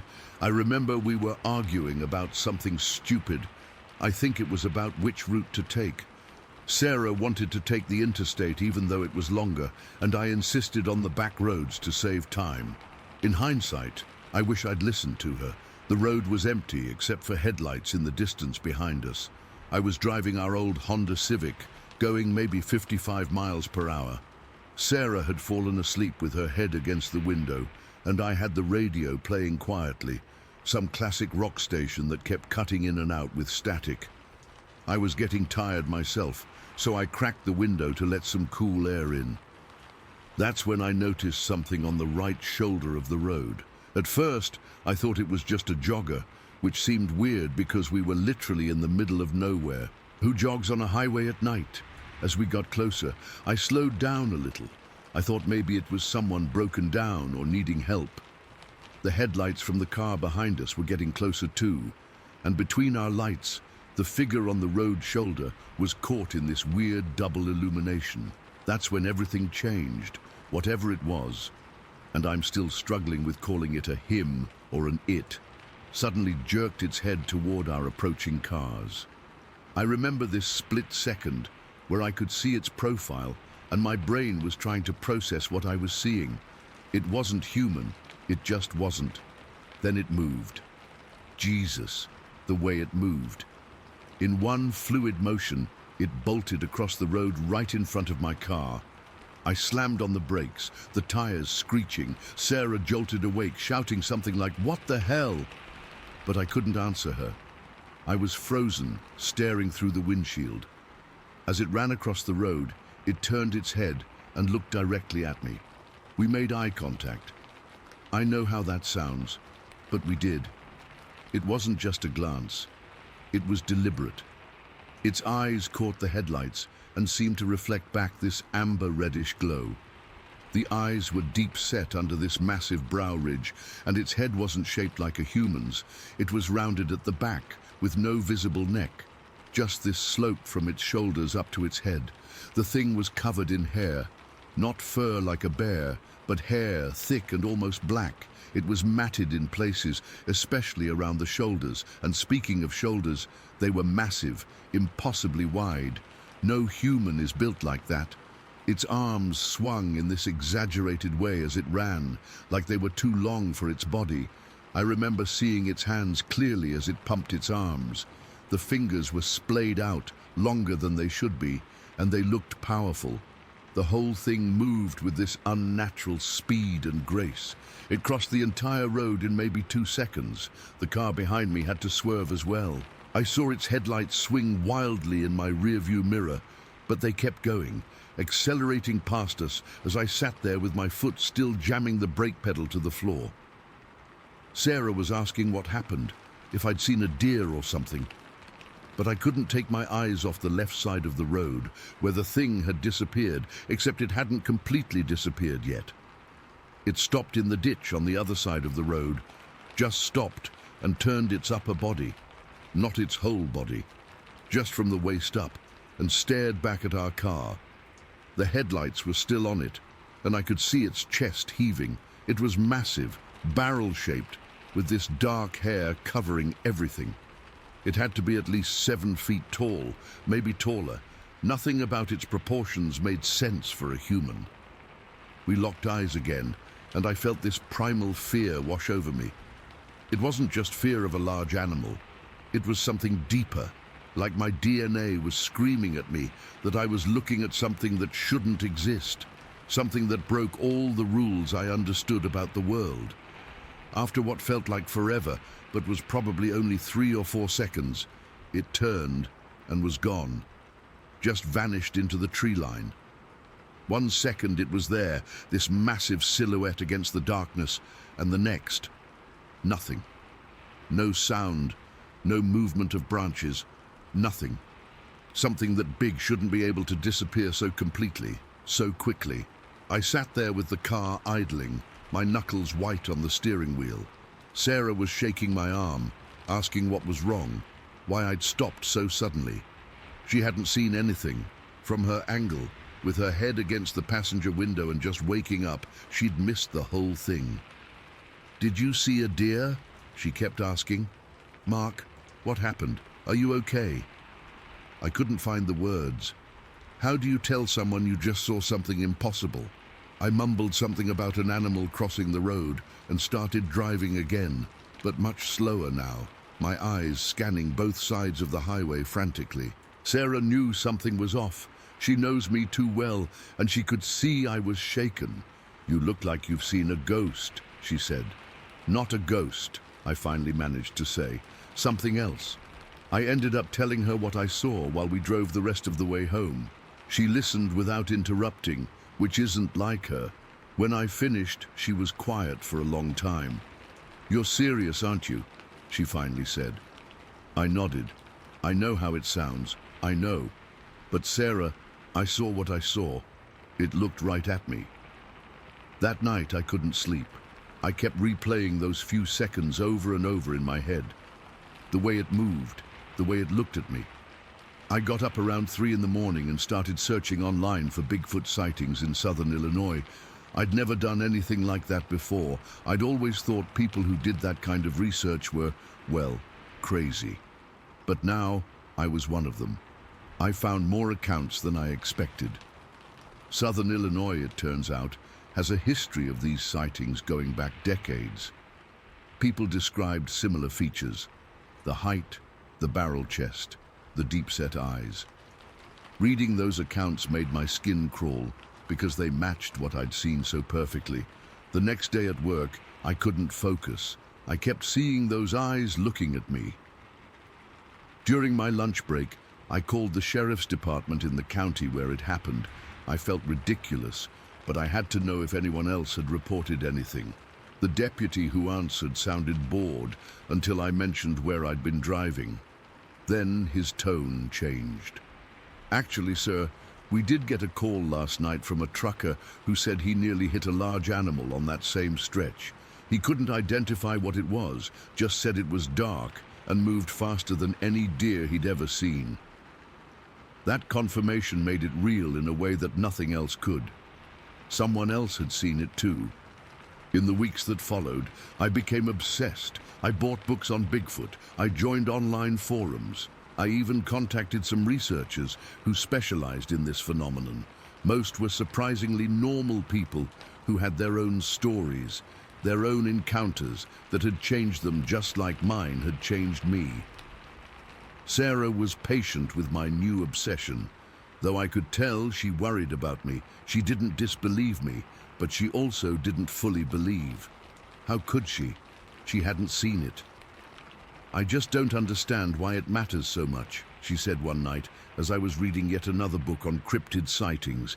"Even if it was real, what difference does it make to our lives?" But that was just it. It made all the difference. The world wasn't what I thought it was. There were things out there living alongside us that defied explanation. How could I go back to seeing the world the same way? I've been back to that stretch of highway near Shawnee National Forest many times since then. I never saw the creature again, but every time I drive through there, especially at dusk, I scan the tree line. I slow down at the exact spot where it happened. Sometimes I pull over and just listen to the forest. I know it's out there. I know what I saw. For those few seconds, when our eyes met through the windshield of my car, I glimpsed something most people will never see in their lifetime. Something ancient and intelligent that didn't want to be seen, but just for a moment, was caught in the open. The thing that haunts me most isn't the creature's size or its speed, or even its inhuman features. It's the look in its eyes. There was awareness there, recognition, like it knew exactly what I was, even if I didn't know what it was. That's the part I can't shake, even after all these years. In that moment of eye contact, I wasn't the one discovering something. I was the one being discovered. Sometimes I wake up in the night thinking about those eyes looking back at me, and I wonder if somewhere in those woods it remembers me too.